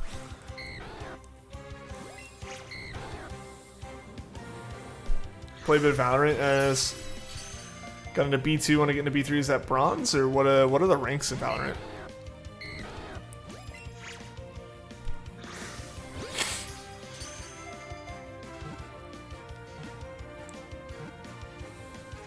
All right, there we go. There we go. Some are selling games damaged beyond repair, yet selling them for like 3 times the price of just the game. What the? How does that work? If it doesn't work, it doesn't work. It's not the game anymore. Like, it's one thing to have like it's one thing to have really beat up copies of games. It's another thing to have like a game that physically doesn't work. And like, there's certain collectibles where it's like it's just cool to have it and have it look pretty and sit there, but like games, I feel like, are at least to a certain extent like a collectible that I want to still be functional. You know, like if the game doesn't function, then why wouldn't I just like buy a fake cartridge or something? Iron, bronze, silver, gold, platinum, diamond, immortal, and radiant. Oh, nice. If you make one food you don't like tastes incredible, it would be, and why? Oh, it'd be something healthy, just so I like actually have something like really healthy that I want to eat all the time. I don't know. I don't have anything specific that I would want to make like suddenly taste way better. I just something healthy.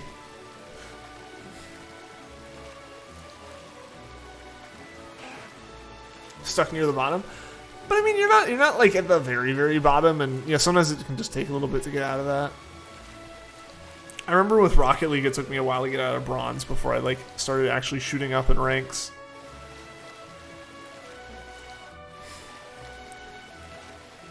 Yeah. Yeah, my nose is very stuffy right now just because of all the dust. The dust and the various paint fumes from working on this desk. Wish games weren't so expensive, right? And the collectible market for games is going crazy. It's not really going crazy for the right reasons, but it's going crazy. Like, it's going crazy because people are saying it's going crazy, as far as, like, you're just in a situation where it's, like, the people who own some really expensive games and, like, price really expensive games. Like, people who, like, set the price for games shouldn't be the people that own them when you're, like, setting them on such an official level, but they do. Was an Iron 2 earlier this year? Hey, you made it up a whole, like, tier, though. That's awesome. Should you have the console? What are you going to do? You need games and SD cards still? Oh, yeah, memory cards. I don't have any memory cards. Memory cards should be relatively easy. I think they're just, like, flash storage in, like, a special case, basically. And I'm pretty sure you can still get some, like, third-party ones for relatively cheap. I don't think those are something that, like... Sorry if you heard a weird noise there. I, like, shifted my feet and hit the cable. Memory cards shouldn't be too bad, I don't think. Games are definitely going to be the biggest thing. Better see this shiny. I want to see it. I mean, if you really need to see it, it's right there. But yeah, hopefully we find it. We're getting close on the combo. We just need to catch 2 more, and then we'll be able to just hop up on Charizard or Dragonite.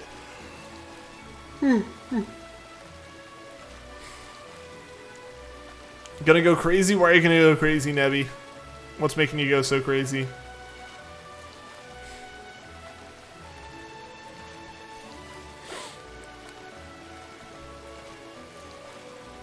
Still not seeing any Dragonites?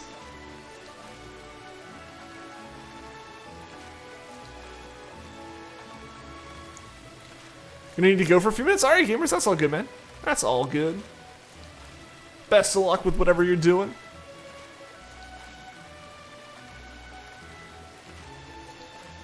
Spend at least 24 hours looking for the Dragonite. You'll find one. You'll find one. It's crazy that you haven't seen one yet, though. Or at least you've only seen the one and it ran away. Yo, Plushko, what's going on? Welcome to the stream. How are you doing today? Hope all is well.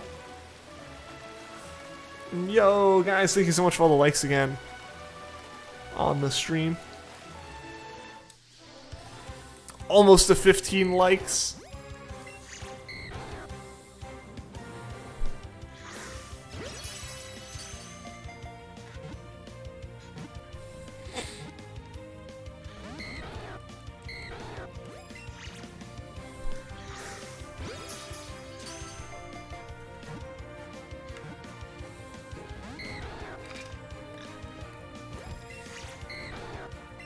Oh, run away, run away, run away.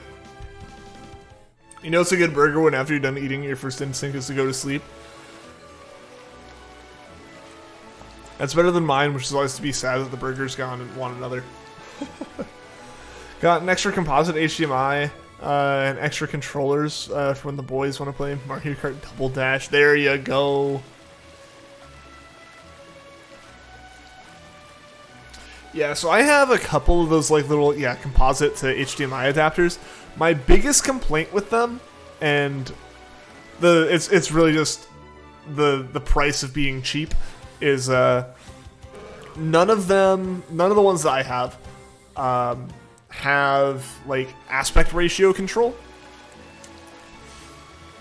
So they just assume that you want to see stuff at 16:9. They don't like convert it to a 3:4. Like, they convert the aspect ratio. I'm assuming it's just cheaper for them to, like, do it that way. Like, if HDMI just assumes a 16:9 image and, like, 3:4ing it would require extra stuff, they just don't do that. But it stretches it by default, which is why I have to, like, manually in OBS, like, squish all of the, I have to squish all of the GameCube captures I have. That's a mood. That's always my mood, though. It's like, if I eat good food and I finish it, I just want more of the food.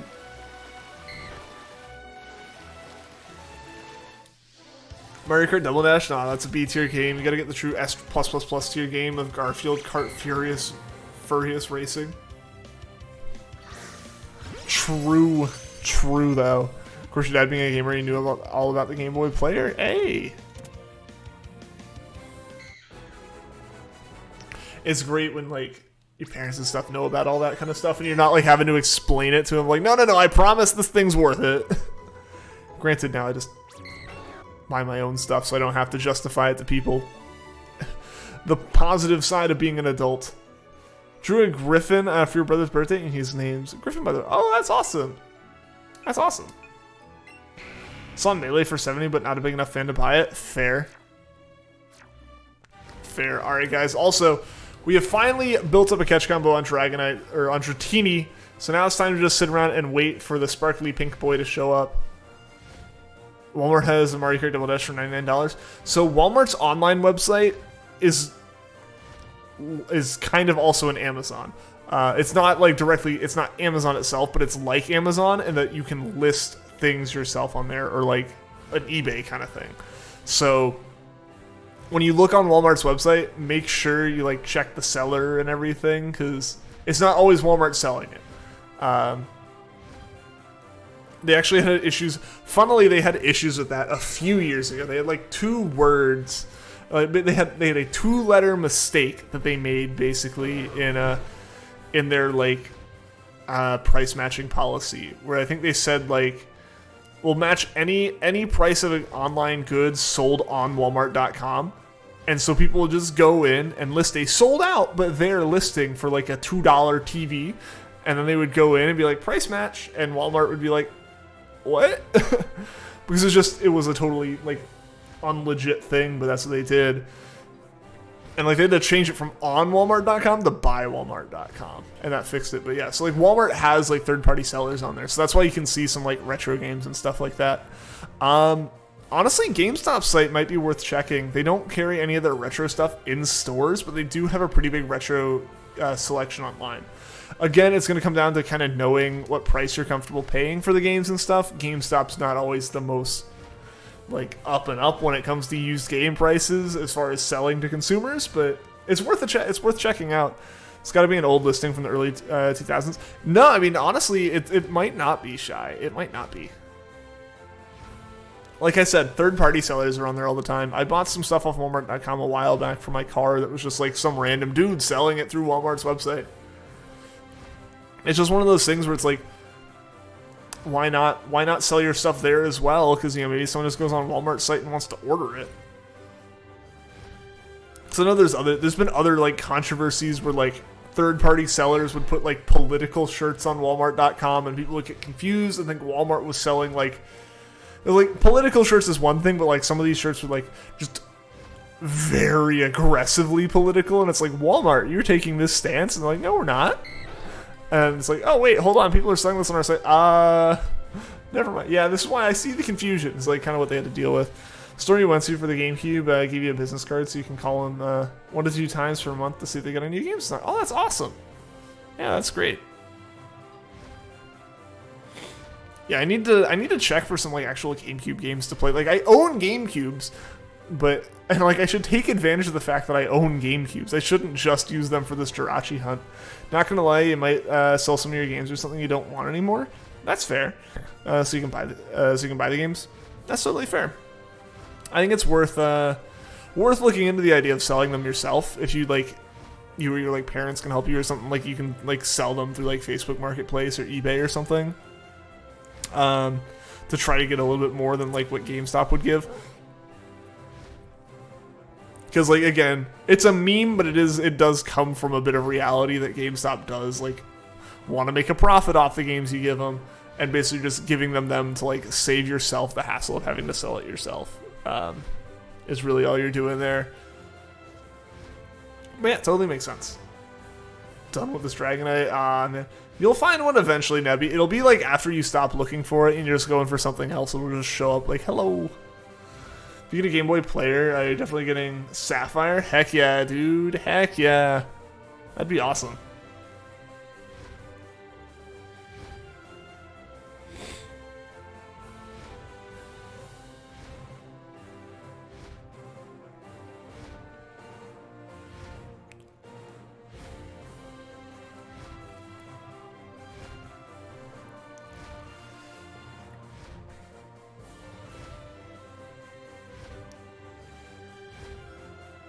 Yeah, so now it's just a waiting game at this point. We're not seeing nearly as many Dratinis spawn, as we see one spawn, as I would like to see. Yesterday we had so many Dratinis spawning. I feel like there's just a bunch off screen or something, and they just need to all despawn. Time to destroy your Wii just to see if you can play Mario Kart Wii with your GameCube controller. How would you destroy your Wii?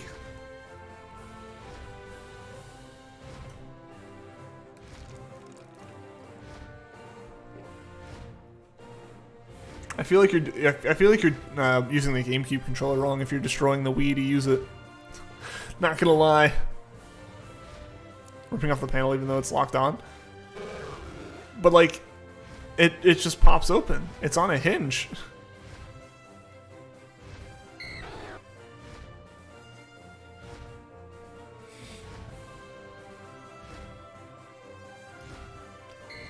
Nebby the Ultra Necrozma, welcome to the stream. Have the remodel?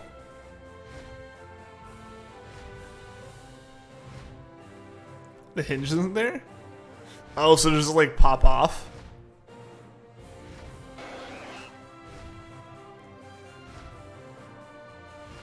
They might have removed the ports. If it doesn't open, then the ports aren't there. That's gonna be my assumption. Like, wait, do you have like the Wii Mini? That definitely doesn't have GameCube ports. Done with the dumb Dragonite hunt. Rip. Done so much, you gone and changed the type of Pokemon you are. That's pretty done. That's pretty done with it.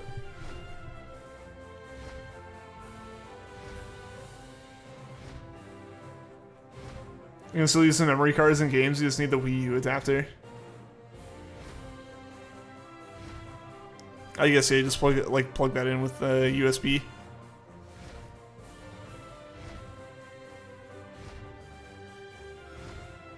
Yeah, it was a way to cut costs, which makes sense. That late in the run, it's like that late in the run of a console and you're redesigning it and stuff like that, like you're no longer in a situation where you're going like, I should like you're not getting people who are like power users of the console. You're getting people who are like, I should try a Wii for the first time. It's not someone who has a GameCube.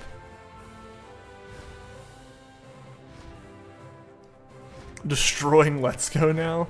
Don't do that. It's still a good game, even if you can't get a Dragonite in it.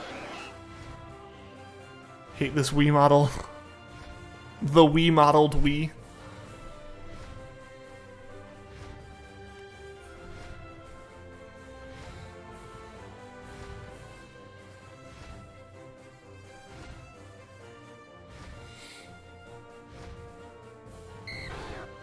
Alright, yeah, we're getting a steady flow of Dratinis now. It's nothing super special, but or like super fast or anything. You may clap now. Please clap. Please clap.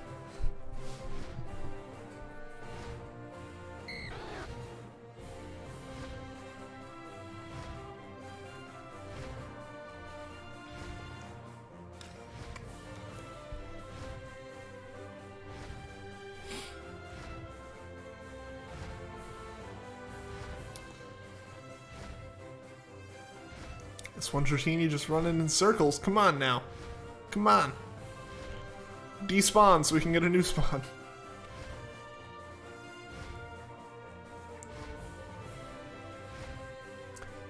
Yeah, we're consistent. We're consistent in how long it takes to build a Dratini chain, though. It's about the same amount of time to build... Oh! You know why they're not spawning super fast, guys. I'm silly.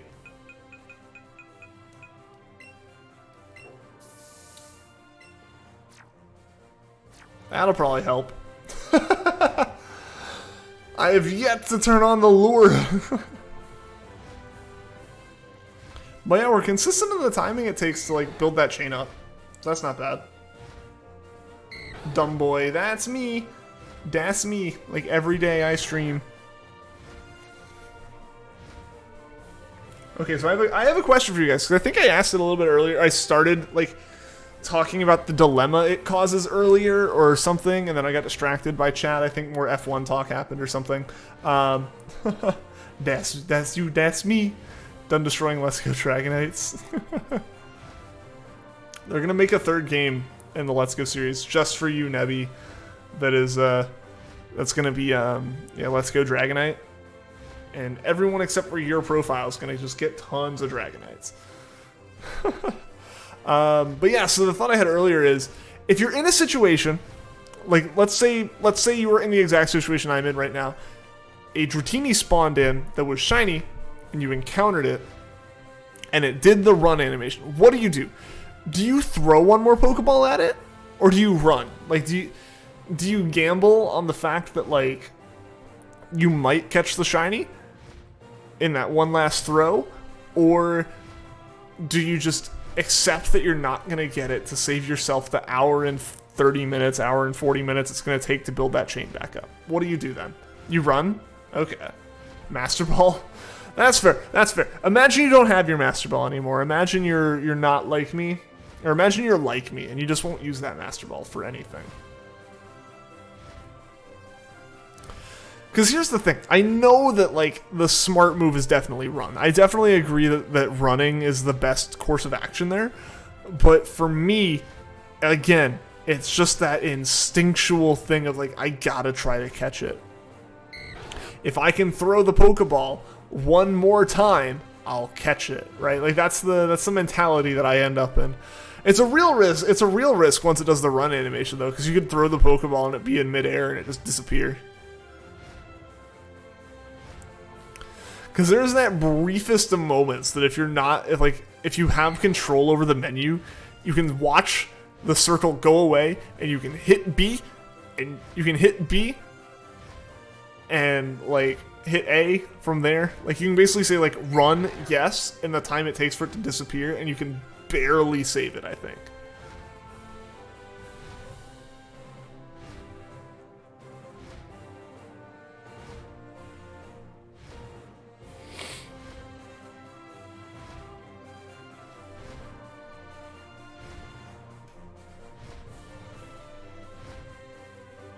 But I think that's, like, very, very unlikely to happen. Like, you have to have perfect reflexes, basically.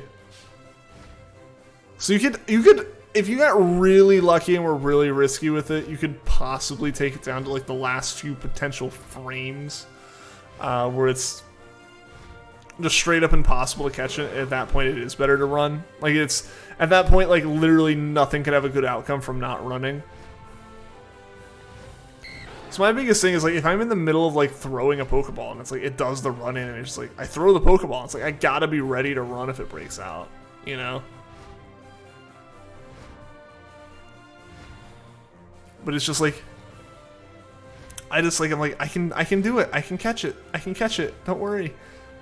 Obviously I can't, but but it's like, this, the feeling is like, I can do this. It's not a problem. I can do it.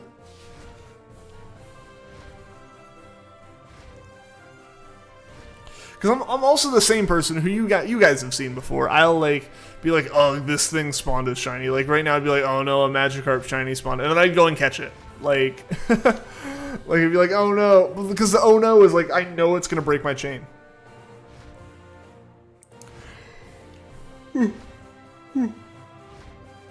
Excuse me. I am a sleepy boy. And a dumb boy, as we have established.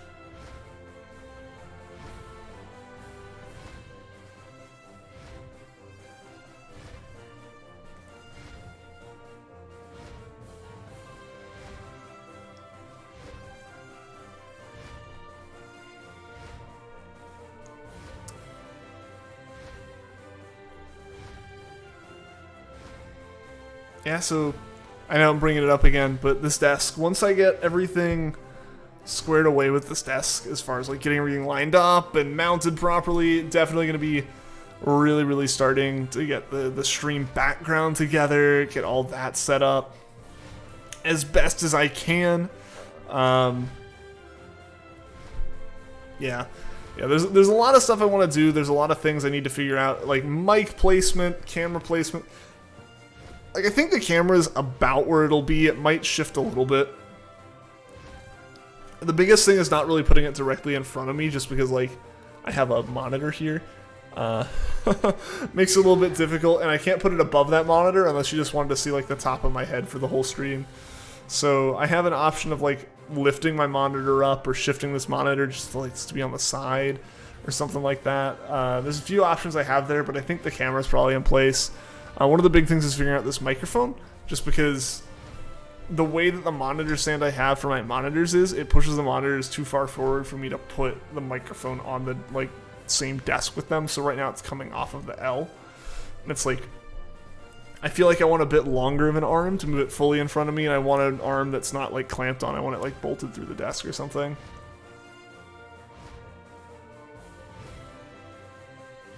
There's a nod in a Lola to Let's Go. What's that? Let's hope we get this shiny day. How was Adele today? Adele was good today. She's been sleeping a lot because, you know, it's a lazy Sunday. You know, because cats have a perception of days of the week, and they know that Sundays are the days to be lazy, along with Mondays, Tuesdays, Wednesdays, Thursdays, Fridays, and Saturdays. No, she's been good. She's been good. So, like, this morning, while I was watching the F1 race and stuff, I was, like, going over and checking on Adele, because she was sitting in the chair that she's been using as her kind of, like, makeshift bed, because she doesn't like using the actual cat bed. She just kind of chooses her like own spot and decides that's it, even if I've put things for her places. Yeah, so she just kind of sits in her spots and does her thing. One of them, I was like, kind of walked over to see her, and out the window in the backyard on like the deck back there, there was just another like orange cat just sitting there. It's like, oh, and like I kind of looked, and I wasn't making noise, but the cat just turned and locked eyes with me and looked like the most startled cat in the world, like freaking out. Like obviously it wasn't like actual cat like startled body language, but just the cat's eyes and the lighting and everything just made this cat look like it was freaked out or just wired on something. Adele could not care less about that. Like, it was like, I even like picked her up and like moved her to the window to be like, look, there's a cat. I know that was probably a bad idea, but I was like, look, there's a cat. And she was like, she was like, wasn't looking at it. She was just looking down. It's like making no effort to acknowledge there's another cat. But yeah, I gotta check on the status of Adele's costume for the Halloween stream. And it's shipping, because I know its shipping will take a little bit. I think I mentioned, like, there is a slight chance, according to like the estimated shipping, there is a slight chance that it doesn't make it here in time, which would suck. But there's just no way to find an official one of those costumes that would actually ship through Prime. All that stuff's shipping through like third-party sellers on Amazon and stuff. So, like, I clicked the order button, and I think I had waited a day since I had, like, loaded the page, so it looked like it would say it would be here on time, and I was like, it might be here on the 1st. I was like, dang it. I'll have to check on the status of that. It should be here. My part of the whole thing got here yesterday, I think? Yeah, yesterday it got here. Just got done doing an exotic quest in Destiny 2. Nice. Happy because you're going to be getting your favorite exotic tonight, which, if you don't know, exotics are the rarest drop you can get. You can do quests or buy. Oh, nice. That's awesome. In Oak Labs, there's an email saying, I heard that the Pokemon League now has a new champion. Congratulations, Pokemon Leagues. From all over the world, we'll have champions from now on.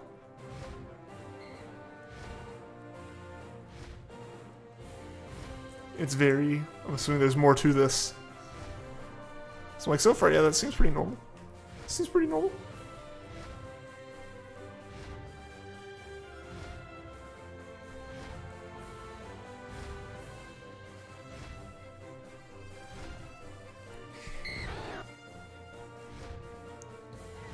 Oh, I didn't mean to fly, come on. I have literally one button to avoid pressing, and I keep pressing it.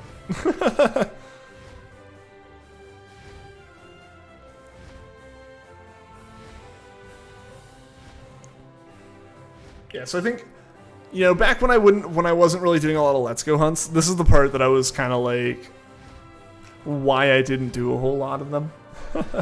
You can see where the stream peaked and where it's kind of just fizzled back off because I'm no longer hitting any buttons on the controller.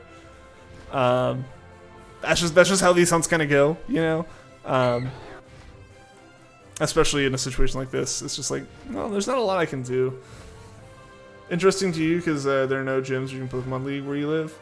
You're thinking about it, going to Indigo Plateau to have a look. I mean, they make Kanto references everywhere. That's not, like, super uncommon. But yeah, them making that kind of reference back might be something like, oh, we're about to go back to Kanto. So even Lily in Sun and Moon mentions Kanto. Which is kind of where it would have been like, I thought it would be really cool if like Yusum let you go back there, but they changed the whole story up in Yusum. Lily doesn't go, I think Lady Young goes instead if I remember correctly. I didn't really get a great understand, I didn't like really like have the focus to comprehend the Yusum story just because like I think when I was finishing that playthrough I was having so many internet issues during it that like it just didn't work. Or like I was so focused on that, I didn't really even pay attention to.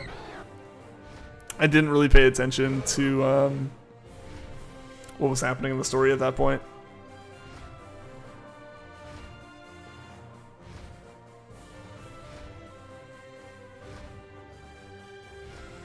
And hopefully something is pink and sparkly soon. And hopefully it's not Tentacruel or Tentacool or Magikarp. I really don't want one of those. I have all those already. I have all of those from that Psyduck hunt I did back in like June.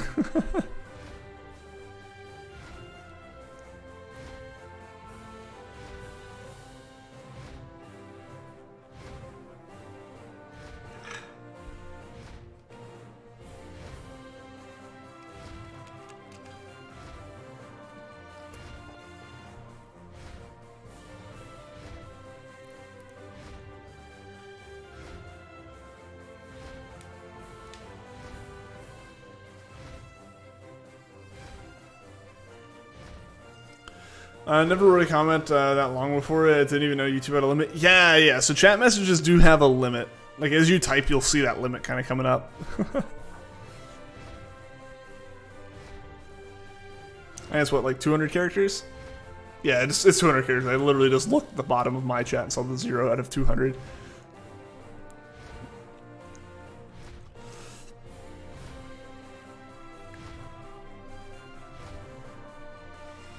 It makes sense. It keeps people from posting like giant wall messages quite as easily.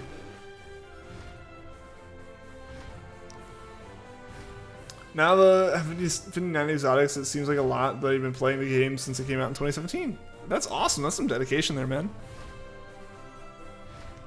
That's a lot of playing. That's as long as I've been streaming.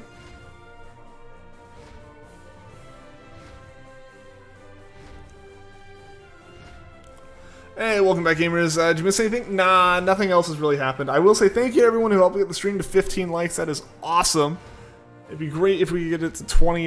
If you know anyone who would like this kind of stream, let them know about it. You'll be at 60 when you get your favorite one if in a little bit, because you have to farm a certain material to get it. Ah, I see. You're so close then, man. That's awesome. Yeah, the closest game to Destiny that I've put time into was Outriders, and I was very disappointed by that game after playing it. A bit of a letdown there after having been so excited from the trailer, or not from the trailer, from the demo. The demo was so good, and then like legit, I think there were patches in the demo that never made it into the actual build of the game. It's kind of crazy.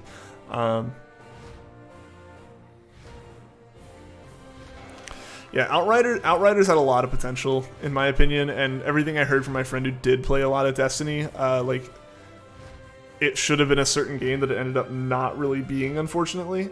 Or at least, like, the promises they made for post-game, or, like, some of the shade they threw at Destiny, they ended up, like, not really being able to say anything about. Like, they made the same problems. Outriders, yeah. Yeah, like, it was a fun game. I enjoyed playing it with my friends, but, like, we got very tired of the post-game and, like, end-game content very quickly. Which stinks, because it's a game, because Outrider sucks. Like, I was very, very excited for Outriders after playing the demo. The demo was fantastic. It looked like the lore was going to be really, really good. I had some expectations for the story just based off of the demo. I loved the mechanics of the game. I loved everything about the game in the demo. It felt like 25% of the content was in the demo. Like, and the demo was literally the first level. Like it was only the first level. I've said this before.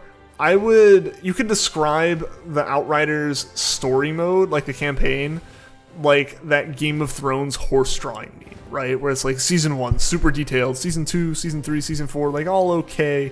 It's like 5 and 6, 7 are just like terrible. Yeah, like that's the kind of feeling that's the kind of vibe I feel like Outriders had. Where it's like the first set of all the missions, like the demo, or like the kind of the instructional tutorial section and that first area, fantastic.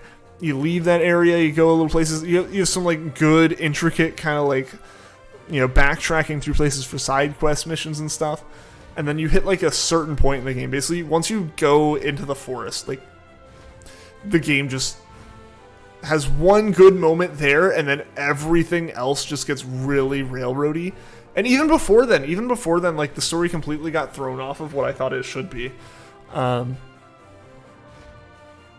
my expectations for Seth as a character were way higher than what ended up happening. And then as a whole, like the expeditions, I think my friend kind of hyped up for me a little bit more because the game hyped them up. Because the whole time in the game, he's like, yeah, the end game content's where you're going to spend most of your time. Like, you're going to be playing that a whole lot more than you'll be playing, like, the main game and stuff. And then, like, the expeditions were just so repetitive and not fun. And the weapon scaling was just terrible. It was great. Worse than Sun and Moon art.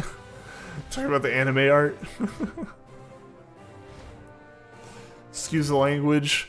Unfortunately, it is a PG chat, so the language is not excused. But no, you good, man. You get that joke. I just was blocking the message. But yeah, no, it's like it was a disappointment. It was a big disappointment at the end of the day. Like I really wanted it to be really good. My friends wanted it to be really good. We played a demo for a game that was fantastic, but there were things there were things that were alluded to in the demo, just like overtly mentioned in the demo, like the content that was part of the demo. So really just in the first level, that just never became a thing. What do you say, your iPad died? That I played the demo for Outriders and it was phenomenal. I really liked it there. The expectations they set up with some of the promotional material, the way they threw shade at Destiny about like their endgame content being repetitive and just reskins of enemies, all that kind of stuff, it made Outriders seem very, very promising. And then Outriders came out. Server issues are one thing that's not on People Can Fly. That's on Squeenix as the publisher who's supposed to be helping them with servers and stuff, not handling that well. It sucks that at this point in time, like it's just expected that servers will be down on games, even single player modes not working because of servers being down for authentication. But that happens. I wasn't gonna abandon the game because of that, but then crashing issues were a problem. Some DirectX stuff was issues there. Like there was a lot of bugs that it was like if they resolved them in a week or two, it would have been okay. But the game released and it immediately was just a team that was in charge of maintenance and had no actual like experience fixing this kind of stuff. Like because the first part of the demo was fantastic in terms of story, and it set it up like you were gonna be fighting all these different like altered, and you were gonna be like, and like, you know, in one of the side missions where they show the giant beasts that like the war comes to a stop when they're here, they are revered and they are feared in the way a god would be feared. And it's like talks about it like that, and then you have Seth talking about how this is a war of gods and stuff. It's like, all right, so we're gonna become one and be able to fight those, and they never get mentioned again outside of one more cutscene that just shows them. And if you didn't do that side quest, because it was a side quest that brought it up in the demo, if you didn't do that side quest, the other mission that shows them, no context for this being existing. It's insane. It's ridiculous. And then like, you know, Seth's story going the way it did, and be like, okay. And then Malek's story just going the way it did. Like they ruined all the cool things they set up they either ruined or ignored all the cool things they set up in the demo immediately following the demo levels. It was bad there, and then just like poor balancing and weird like poor balancing, poor loot drops, all that kind of stuff was just bad and made the end game content unenjoyable, unfortunately, because I really wanted the game to be good. I really wanted the game to be something that I could just like spend time grinding, but it ended up not being the case. You know, so many game have great potential, but devs never do it. Yeah, I mean, it's like, because even like later on in the game, there was like, in the late game, I don't want to spoil the story for anyone that wants to play it, but spoiler alert, it's all bad. It's all bad after the first level. Just download the Outriders demo if it still exists, play that, and be satisfied that that's what you played. That's the good part of the game. You can still actually grind that pretty heavily if you just want to like grind that for like legendaries for whatever reason, because like honestly, the red flags should have been there when there were 4 classes and parties are limited to 3 people. What math is like that? That on its own is already like, what the heck is this? You know, like you have 4 classes that all mesh so well together. You can't count to 4 in your party. Like 3 doesn't equal 4. Like, it was very confusing that like my friend found the demo. He showed 2 of our other friends. And we were all going to play together. It's like, oh, that's going to be awesome. And then we find out it's like 3 people to a party. And it's like, oh, okay, that sucks. Playing Val right now. Going to go for a bit. All right, gamers, see you later, man. Stopped playing Destiny 2 for like 2 years, picked it up again. And then it got really fun and still play it. It's really fun, yeah. Like, I want to try Destiny 2. I downloaded Destiny 2 a while ago. I need to give it a bit more of a shot just because, like, I enjoyed the potential of Outriders, but Outriders itself was just not good. Unfortunately, because again, I wanted it to be really good, but it happens, you know. Or just sometimes they just flop like that, like because the potential is there. Like the endgame story, like they set it up pretty well. Like they kept making references to like how it would happen, or like the backstory for how like the big bads got there, but like. It was just, at that point, I was like, this isn't the story I wanted to play. Why is this, like, the big bad final boss was someone I didn't care about. Like, oh, he did one thing that was, like, supposed to be super emotional, but it was just a random character doing it, so why do I care? You know, like, yeah, literally every game with potential sucks. Well, because if they just have potential, it means that they squandered the potential. If they're great, they're great, you know? We don't say that, like, Call of Duty 4 has potential. It was good. It is good, you know? Like, if there is potential, it means they didn't realize that potential. And the more potential there is, like that it has, the less it realized, and the more people are like, dude, you had such a good concept. Played a little bit of Outriders and hated it. Like, again, the demo was fantastic, and I played enough of the demo to be invested to like really play the game. Like, as soon as it came out, my friends and I took our lunch breaks and like started playing it as soon as the servers unlocked and everything. Like, we had a good time with it, but and playing through the story, eventually, you know, again, like the campaign kind of got a little bit draggy, but like at the end of the day, the gameplay is fun. I enjoy the classes. I enjoy the system that they had for it. It's fun rebuilding classes. It was always fun, you know, like at random points when we would all hop on together. It's like suddenly, you know, I might have been like lagging way behind. But like before we started playing the next day, I rebuilt my whole class, and like it was fantastic. I love that. I loved all the intricacies of like building your class up and everything, and like the limitations they put on that to like keep it interesting. Like that was all really cool. But and then, like, so the story not being great was okay because like the story was meh, but like the gameplay loop wasn't like terrible, you know. The gameplay loop was good, so the story being bad was fine, given that the end game was supposed to be where it was at. But then the end game was just awful. Pidgey? Did you find a Pidgey?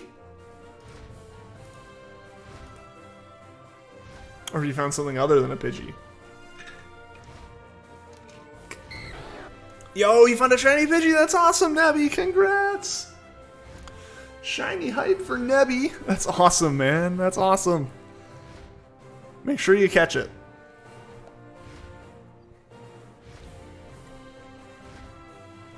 You can find a shiny Pidgey, but you can't find a Dragonite. I can relate to that luck. Just because of the sheer ridiculousness of it.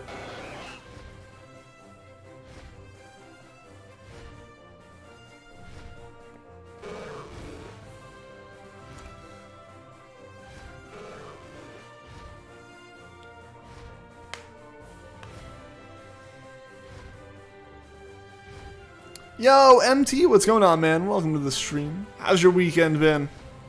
Hope all is well for you.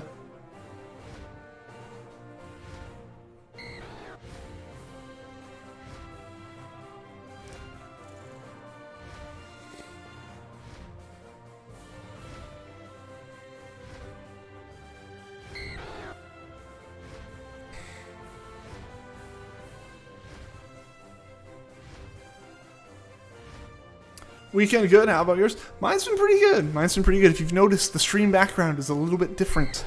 It has a desk in it. I got the new part of my desk built. So now I have the full desk. There's still some stuff that has to be done as far as like bolting it together just to keep it a bit more stable. But the desk is here. The desk is here. It's all in place. It's just got to be adjusted and fine tuned. But Now I know where the camera's gonna be pointing on stream. I know where all that stuff's gonna go, which is great because it means I can start setting up this background. That's been a big thing. Setting up the background, setting up the desk, getting as much of it in place as I want. Full desk hype, yeah, man. You and Mrs. MT have been staying busy. Awesome, awesome. Glad to hear it. It ran into you, you didn't even realize it was there. Well, it was just like, hey, you gotta recognize me. I'm a shiny. Light camera action, mindless moneymaker face. Heck yeah. Yeah, no. So I have ideas for the background, but again, like I said, now that I am locked in, but I'm in position, I can start being like, all right, I'm gonna get this kind of light here, I'm gonna get this kind of light there, I'm gonna get this kind of paneling here. I can mount my base traps where I need them. All that kind of stuff can be figured out. I can figure out mood lighting and stuff on streams. I can figure out where do I need to put stuff on this desk for it to look right. Where do I not want to put stuff? Gonna hop on a Let's Go before bed to see if we can get a shiny. Heck yeah, dude. Heck yeah. Yeah, so I can start getting all that worked out. There's a lot of stuff that still needs to happen. The desk, admittedly, did eat a large amount of my my existing funds for the studio, up, because wood is expensive right now.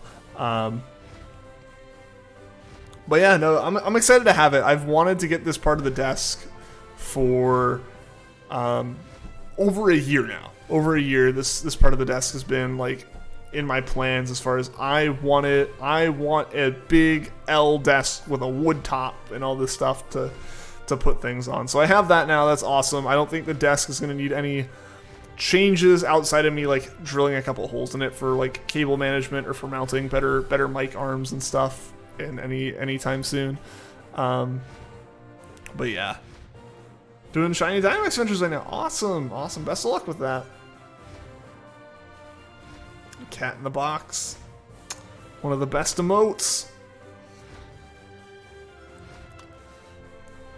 Yeah, so I have thoughts for all of this, and I just need to figure out what to do next now. The big thing now is going to be getting the stream background together. I think as far as equipment goes, the equipment is all, thumbs up, all good. The mic's good, the camera's fantastic. So the only kind of equipment stuff will be stuff that is related to visual things like the lighting,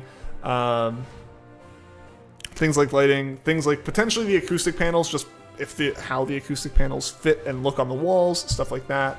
Those kind of things. Those are the only real things that I still have to think of as far as equipment. The Tonight Show at Mindless Studios, guest host Mindless, cameraman Mindless, stunt double Mindless. Yeah, I do all my own stunts. Sitting in this chair is a dangerous job. Glad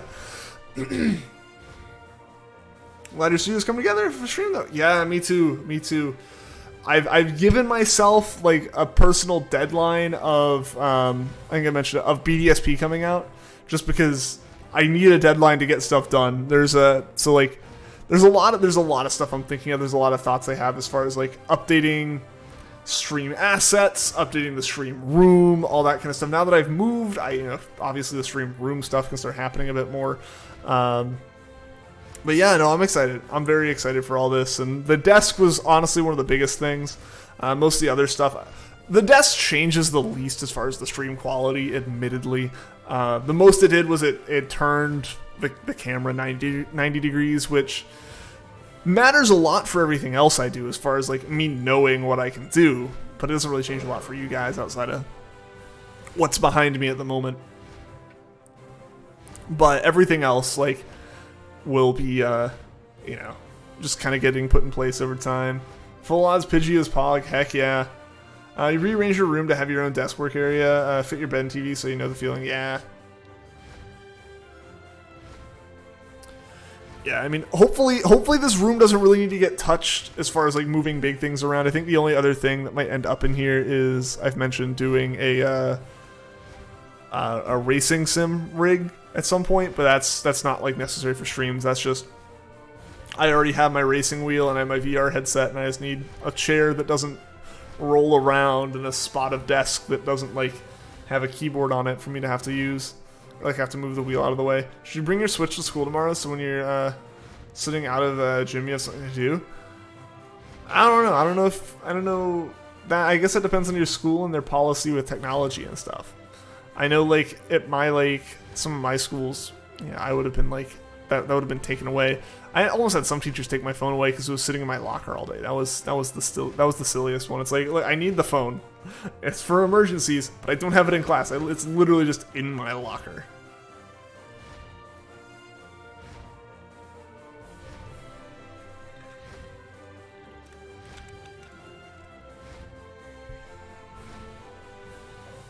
You know, there were some teachers who would always be like, if I see it, I'll take it away. And it's like they would like be just like staring over your shoulder into your locker trying to find something to take away, and it's like, but why? What is it? What harm is it doing in here? Like, it's not even like you were touching it while it was in there. It's just in there.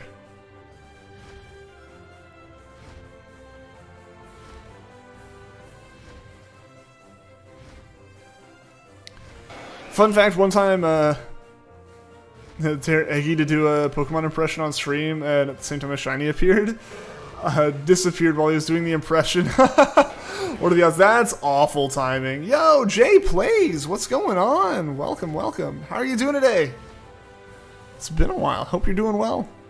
Hope life's been going well for you.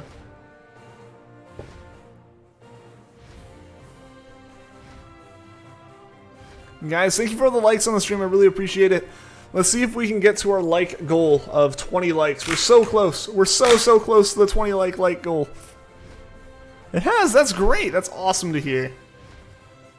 Has been a while. Oh, okay. It has been a while. Okay. I was like, oh, life's been going well. Awesome.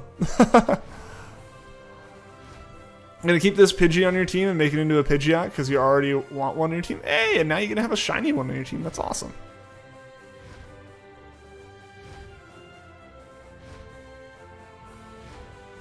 $16 likes. Hashtag cool dudes. Yeah, we're getting up there. My current like count says 18, but I think mine's usually one low, so I think we're at 19. So close. One more like. If you guys know someone who would like to see these streams, let them know. If you have like a Discord server that, you know, lets you share stream links, go ahead, share it. Let people know about it. Carry your bag around with you, upperclassmen like you get to bring your own laptops to school. Okay, cool. I used to bring it to lunch, so I think you'll bring because. Carry your bag all day. I mean, yeah, as long as you're able to keep track of it, I think that's okay. Switch's YouTube account. A special accommodations for it. Okay, that's good. That's good. Yeah, I mean, if it's really just gonna be your personal situation, then let me tell Grandma MT to like the vid. Heck yeah. Get Grandma MT in here, gonna be a regular viewer.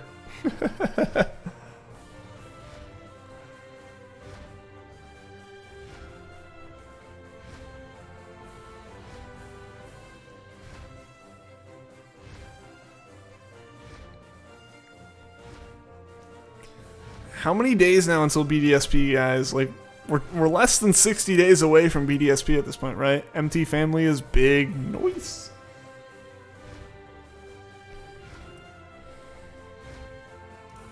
Yeah, I mean, what we're talking.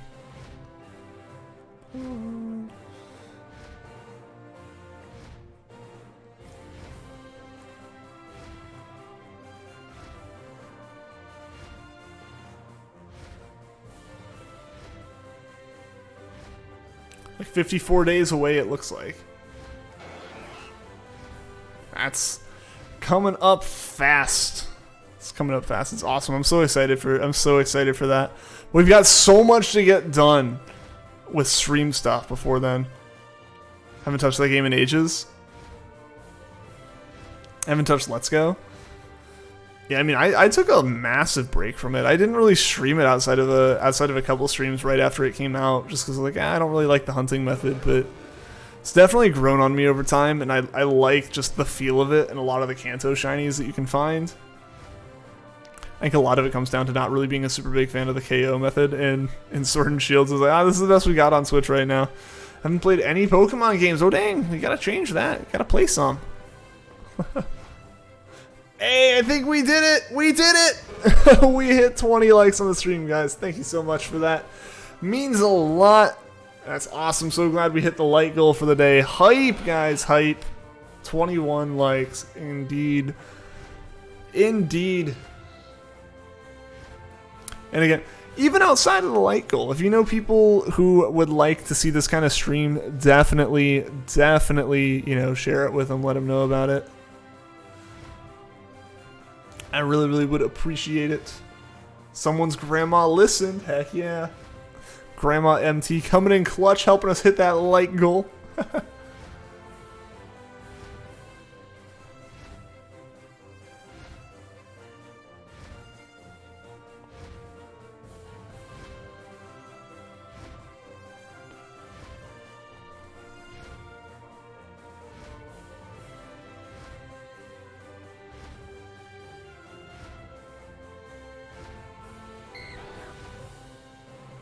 We gotta see this pink Dratini soon, guys.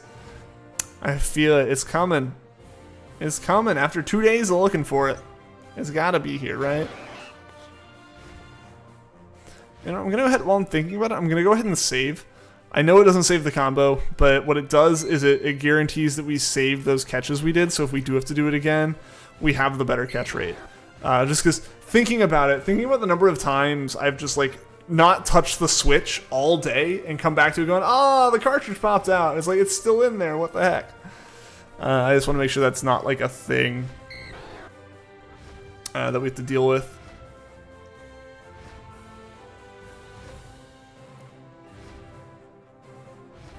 At least make it so we're not as likely to have to deal with it.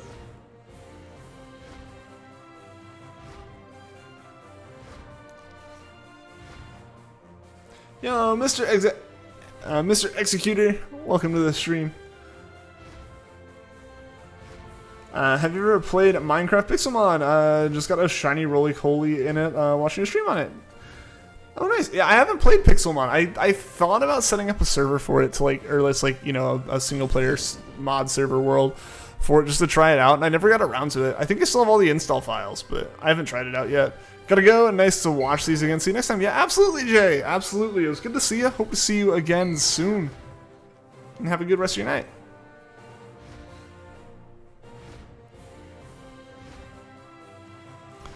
Once spawned in with a shiny Machop next to you. That's awesome. That's awesome. Yeah, I've considered trying to set up a Pixelmon server, like a community server thing, but that kept getting put on hold for some reasons. It might be an idea that comes back. It might not.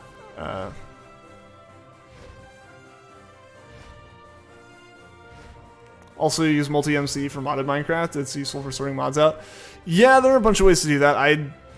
what did I used to use? I forget. I haven't done a lot of modded Minecraft recently, but I used to have a system for it. I know it's all probably changed since I last did anything. I think I honestly just had like Minecraft Forge like instances inside my main launcher.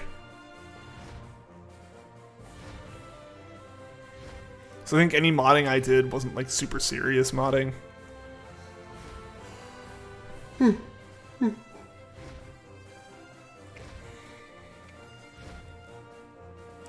I'd really only be able to get on the computer on Thursdays after 5, that's it. I'm glad you're able to watch the stream outside of that time.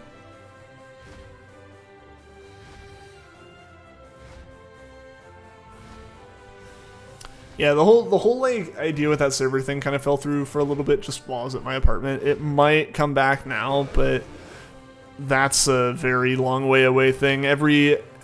Anything I have as far as like to use for like community and stream funds right now is going towards the studio. So we'll see. Can't believe it's almost October, right? Right? You're not the first person to say that in here today, MT. But it's real though. It's like for real though. It's weird to think that we're that close to October. This year's flown by. Will we do a spooky stream? Yes, to an extent. I don't know how spooky it will be, but we hit a donation goal a few days ago. I actually didn't even have time to set the goal up. Vanillix donated like $400 in 2 days, and I was like, okay, well, we hit the goal. Whatever I was gonna set as the goal, we hit it. Basically, so I'll be wearing an Ash Ketchum costume, and my cat will be wearing a Pikachu costume. Shiny into Ghastly on Halloween. Honestly, I might do that because our last Halloween hunt we did was a shiny hunt for Ghastly that we didn't finish. So I think it'd be worth it to pick that back up and do it again. Because we could do it in either Let's Go or we could do it in Sun and Moon. We could go either way with that one. We'll set to see. But it is a possibility. It's very much a possibility. Or his other line. Yeah, the other one's in his line. Yeah, we'll make it work. We'll make it work. There's plenty of options for Ghost Pokemon to hunt. LED lights, spooter webs, costumes, fog, the whole spooky props. I don't know about fog because fog machines like leave a residue on stuff, but ideally by Halloween, most of this will be done. I don't want to be like. I wanted to kind of be like within a month that I have the room fairly well set up. And from there, it's just going to be like minor tweaks, mostly things as far as like controlling lights as opposed to like the lights existing, stuff like that. But yeah, we'll see. We'll see. Glow in the dark mindless merch, please. I need to make some kind of mindless merch. All thanks to your idea, and you got to go. One of your friends wants you to play Destiny 2 with them, so you're going to play with them. Hope the rest of the stream is good. Hope you get the shiny. Thank you, man. Glad having you here, man. I hope you have a good time playing Destiny 2 and hope to see you again soon. Need some kind of mindless merch. I just need to get a logo of some sort that I could actually do that with. Something I wouldn't feel like I'm like stealing.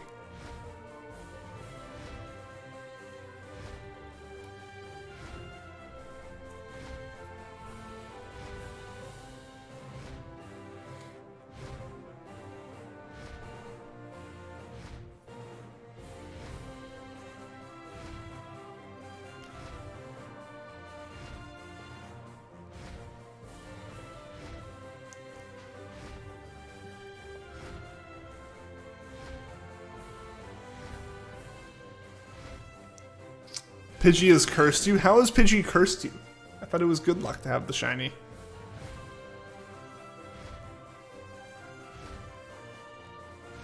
It's only Pidgey spawns. Oh no. They just want you to find a second shiny Pidgey. That's what they want. That's actually their whole evil plan. Is just to make you find a Pidgey. It's to make you only find Pidgeys. Mindless wearing a t-shirt merch with his self-portrait wearing sunglasses and a hat. Where's it on stream with the sunglasses and a hat? There we go. Every new merch drop is just one more layer of me wearing the shirt. So first piece of merch is just going to be like a blank shirt. Or I guess it would just be a picture of my face, right? And then like the next one's a picture of me wearing the picture of my face, and then it's a picture of, and then it'll be me. It'll be like a picture of me wearing a picture of me wearing the shirt or something.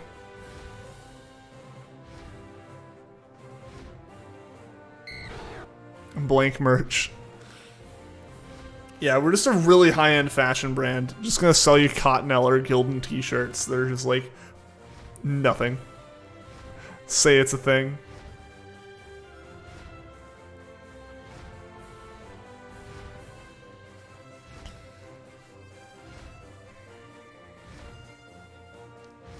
That would be one heck of just like a power move. It's like, buy my merch.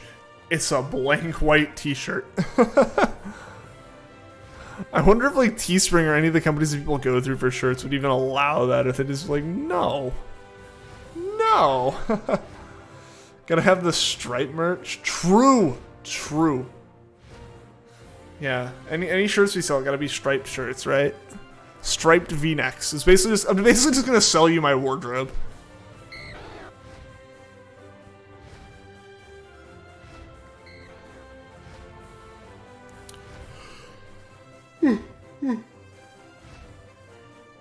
Excuse me.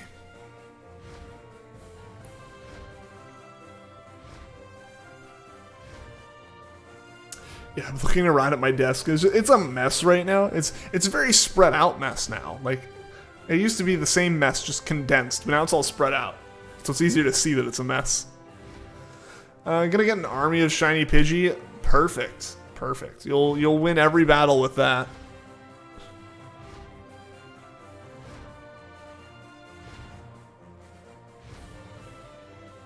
Also, we passed over 100 playbacks on the stream, guys. I really appreciate that. That's a lot. That's a lot of views on a stream. That's awesome. So really, really do appreciate that. That means a lot. It's awesome having you guys here and doing everything. Buy my merch. It's a blank white t-shirt. Mindless 2021. Yeah. See, if I sell that, then I can copyright it and trademark it. And that's my trademark. I should make money off of every blank white t-shirt sold.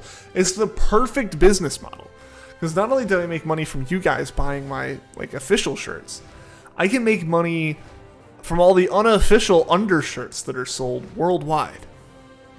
It's perfect. Genius. Billion-dollar idea right here. I see no flaws in this plan.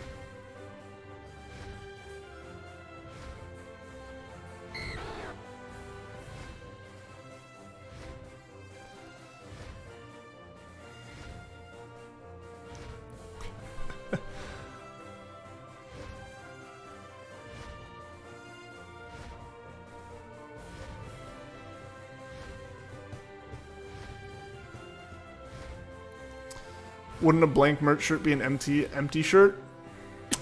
This is true. This is true. But I thought of it first. So it's mine. The shirt doesn't have a mind on it, therefore it's mindless. You don't know what's on it, and like you're confused by it, so it's an enigma. Boom. It's the perfect shirt. I just totally shook the Pokeball. Pikachu doesn't like this idea. Pikachu is not a fan of this idea. He's like, what are you doing, you moron? You idiot.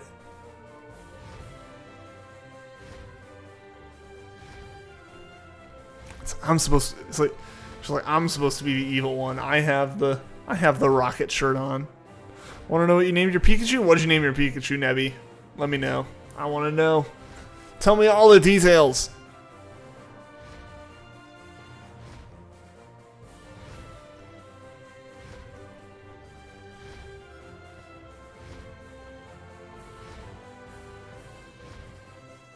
Peanut. Nice! I like it. I like it. Peanut butter and thunder. That's even better. PB and T.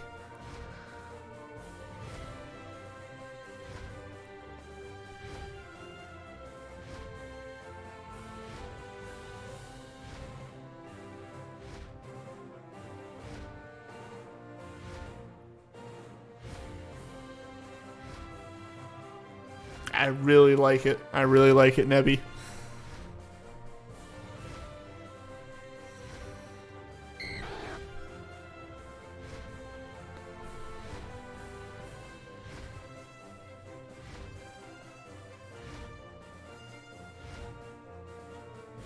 Coughing intensifies. Oh no.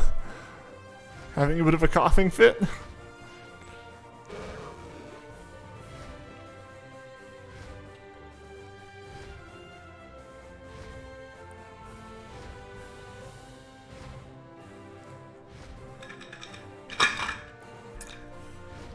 What's my week looking like? Not a whole lot going on. I'm gonna be doing some streaming. Pretty much every day except for Wednesday, I'll be streaming, or at least be trying to.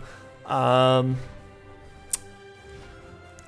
not a whole lot specific. I'll be doing just some more unpacking and work. Work's gonna be the big one, 9 to 5, or 8 to 5. But yeah, that's just kind of the thing that it is. Working from home still and everything, so. I'm gonna be chilling out here, doing some work, and the downtime with work, I'll be working on this room some, working on the bedroom some, just in general, getting rid of some stuff, or getting rid of a lot of the boxes.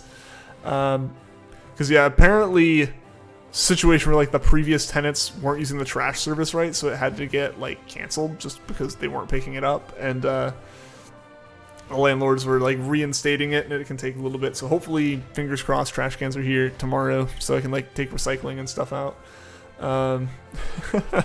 Get rid of a bit of the clutter in my kitchen right now.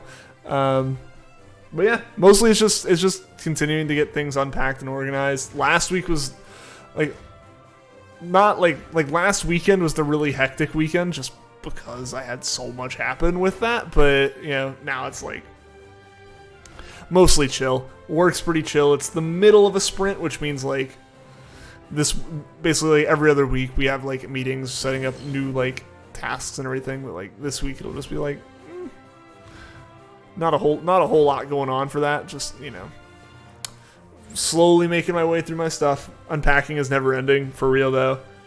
There's definitely like it's gonna be another week or two at least before, you know, there's actually a noticeable dip in the boxes, right? Like it's really just come down to I unpack what I need. But yeah, hopefully I can get the computer set up a bit more solidly set in the next couple days. As far as I need to buy like a couple more power strips just to make sure I have plugs in all the convenient spots. There's some things I need to do might need to do to modify one of the drawers that's part of this whole thing. For wiring sake and everything, but yeah, that'll have its time. Pokemon Master using a level 65 Pokemon on your team. Nice. What level Pokemon are you fighting?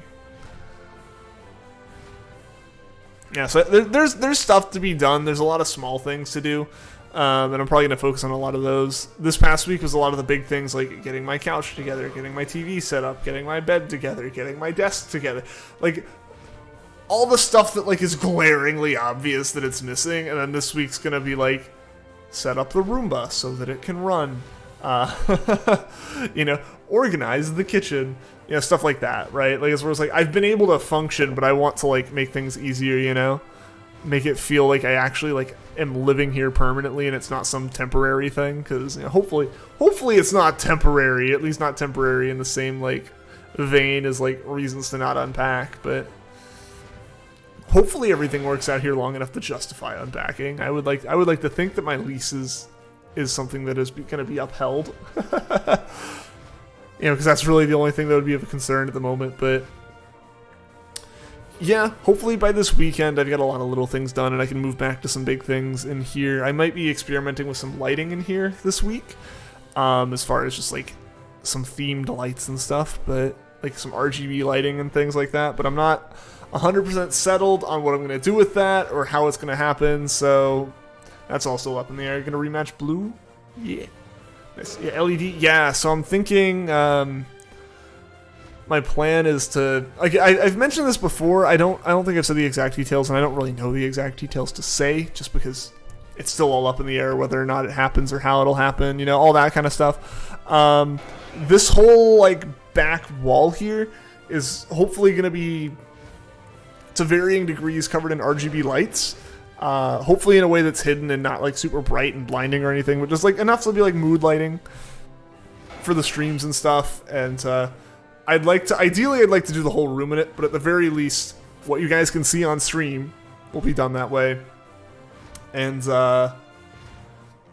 that wall Like I want to make the RGB LEDs for one, like kind of theme with the stream, but I also want it to be interactive with chat. I want things that chat says, or super chats, or memberships, or donation goals or light goals, anything kind of getting hit for the wall to do stuff. That's kind of my hope with it.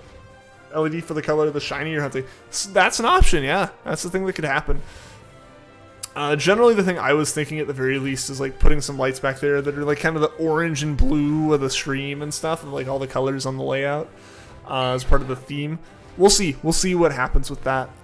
Because that's going to part of be it, is the experimenting with it and seeing, does it show up at all? Does it look okay? Does it look horrible? Like, what's the situation here? Like I gotta figure that out and figure out exactly, how this stuff's gonna go down. But I've got some time for that. I've got a lot of I've got a good bit of time. Like I said, my kind of mental goal, like my deadline in my head for all this stuff is BDSP coming out. That's gonna be the big one. That's really the big kind of like deadline, right? LED microphone. I'll just jam some Christmas lights in this one. This microphone works fine. I don't need to replace it. This is a good microphone already. I'll just make this one more festive. And I gotta figure out what exactly is gonna be the plan with this desk, because there is stuff I want to do with it. But I've had several different iterations of what I thought would happen with a desk like this, but those had varying degrees of like what I was focusing on as the priority. Like I can put my 3D printer on it, but like that's just gonna look cluttered on a stream, and like what good is it gonna do on a stream? But at the same time, I want to have it in here, like that kind of stuff. But like the GameCubes are almost certainly gonna be there. I gotta figure out lighting here. Like there's a tripod with a softbox on it. One of those, the softboxes you donated and like give me the money for, MT. Those are still sitting here. One of them is just on this like tripod sitting on my desk, really sketchily at the moment. Because, like, I need some kind of light back here to make it not look like I'm just dead. So, like, all that kind of stuff's, like, in here. But it's, like, getting different stands for them just to, like, kind of hold them up. Kind of hold them up off the desk and stuff like that. Or figure out better ways to kind of mount them, like, ceiling mounted or something like that. I have an idea for something I kind of want to put right here in the stream. I'm not sure what exactly is going to happen with it. It's gonna come down to me having a camera on and looking at the stream layout. Where do things line up on the stream layout? Where do things line up on the wall? Stuff like that. Like a lot of experimenting. I think that's what's going to happen. I don't think there's going to be any big permanent things that happen in here this week. I think the most that's going to happen is I'm going to buy some foam tiles, and they might end up on the wall. I got to figure out I got to figure out the good places to put them, and then I got to figure out where I want to put some like excess ones for visuals. Just because I don't want to buy too many, Buying too many is just a waste, right? So I don't want to have any waste with it, but I also want it to like look nice, and I want to buy enough. So that might take a bit of time, but it'll be good in the end. Yeah, so things like I'm probably gonna go do new mic arm just because this one doesn't mount in a good way for me right now. It's blocking a drawer, and it's not really designed to be at the angle that it's at and stuff. Peanut's dead. Oh no, not. Why'd I move the mic away from me? Oh no, not Peanut. You lose, don't know. Sounds like a plan. Yeah, it's a very loose plan, but it is a plan. I have several different kind of projects that are in my head, and I'm trying to like do things for simultaneously.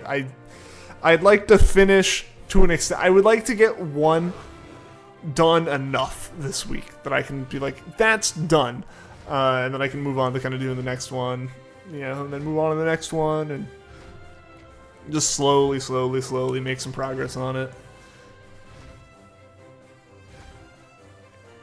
Yep. Yeah. So that's the current situation. It's just finally kind of feeling like I'm really settled in, and then feeling settled in finally. And now it's just gonna be a matter of actually kind of getting stuff done. This Tauros, is the Tauros being rough? Tauros causing some issues.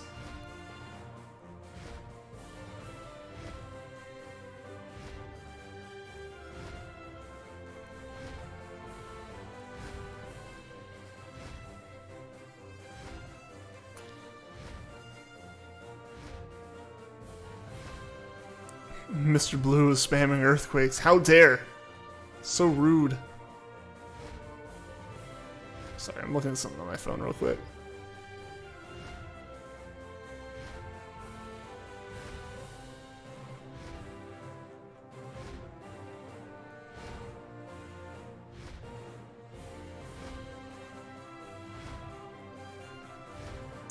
One-shot peanut. Oh no!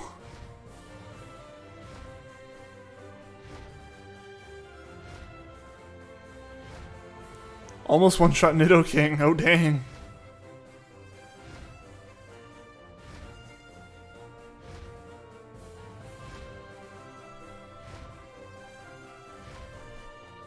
It did nothing to Mewtwo. Oof.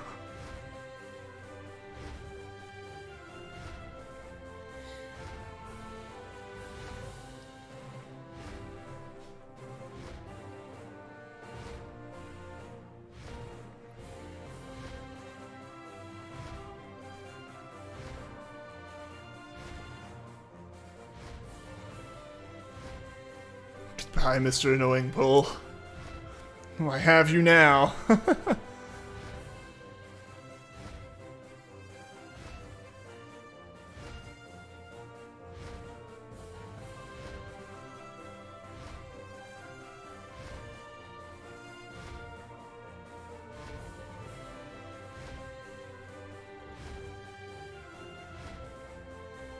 Alright, we got what? We got 10 minutes left. We got 10 minutes left. Let's see if we can find this shiny.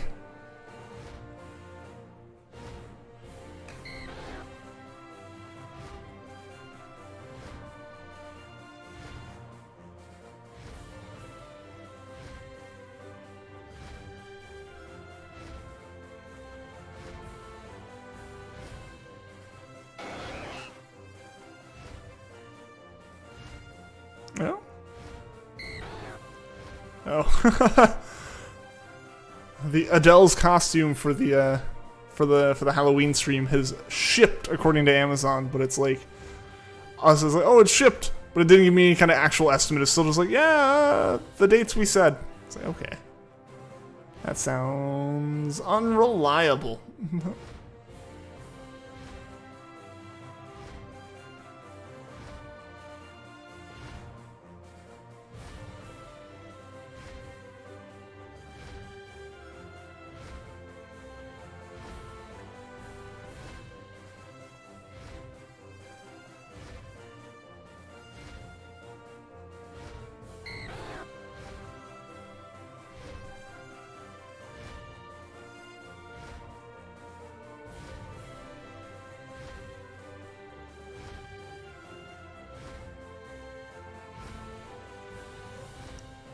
Alexander's a dark move. Weren't expecting that.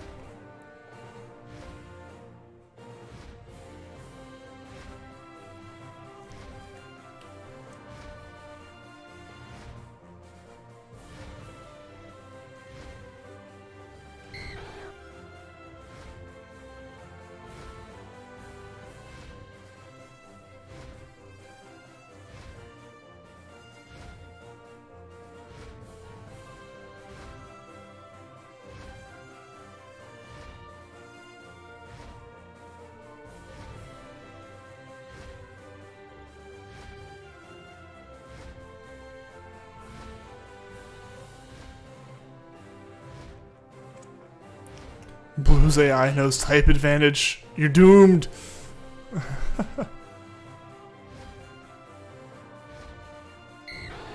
Doomed. Oh gosh, something's in my eye. Yuck.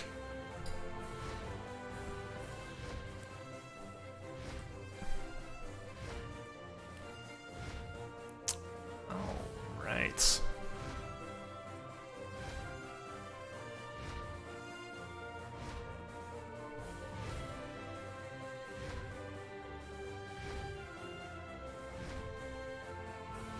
A boogie in your eye. Yup. Pretty much. Pretty much.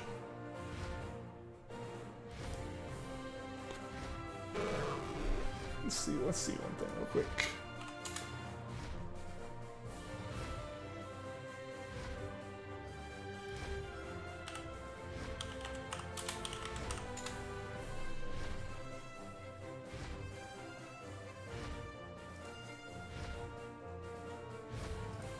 It's always sketchy checking for like potential raid target, like potential raids.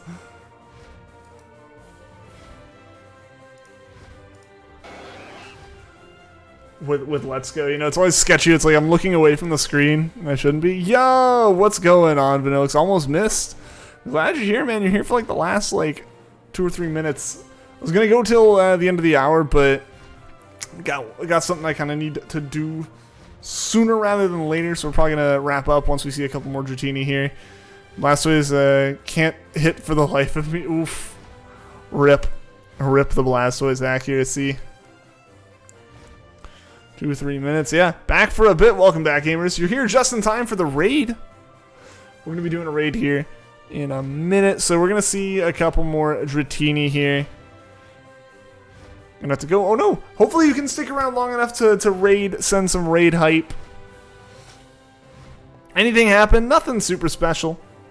Got halfway to B3. Awesome, dude. That's great. Alright, once we see one more Dratini, we will wrap up.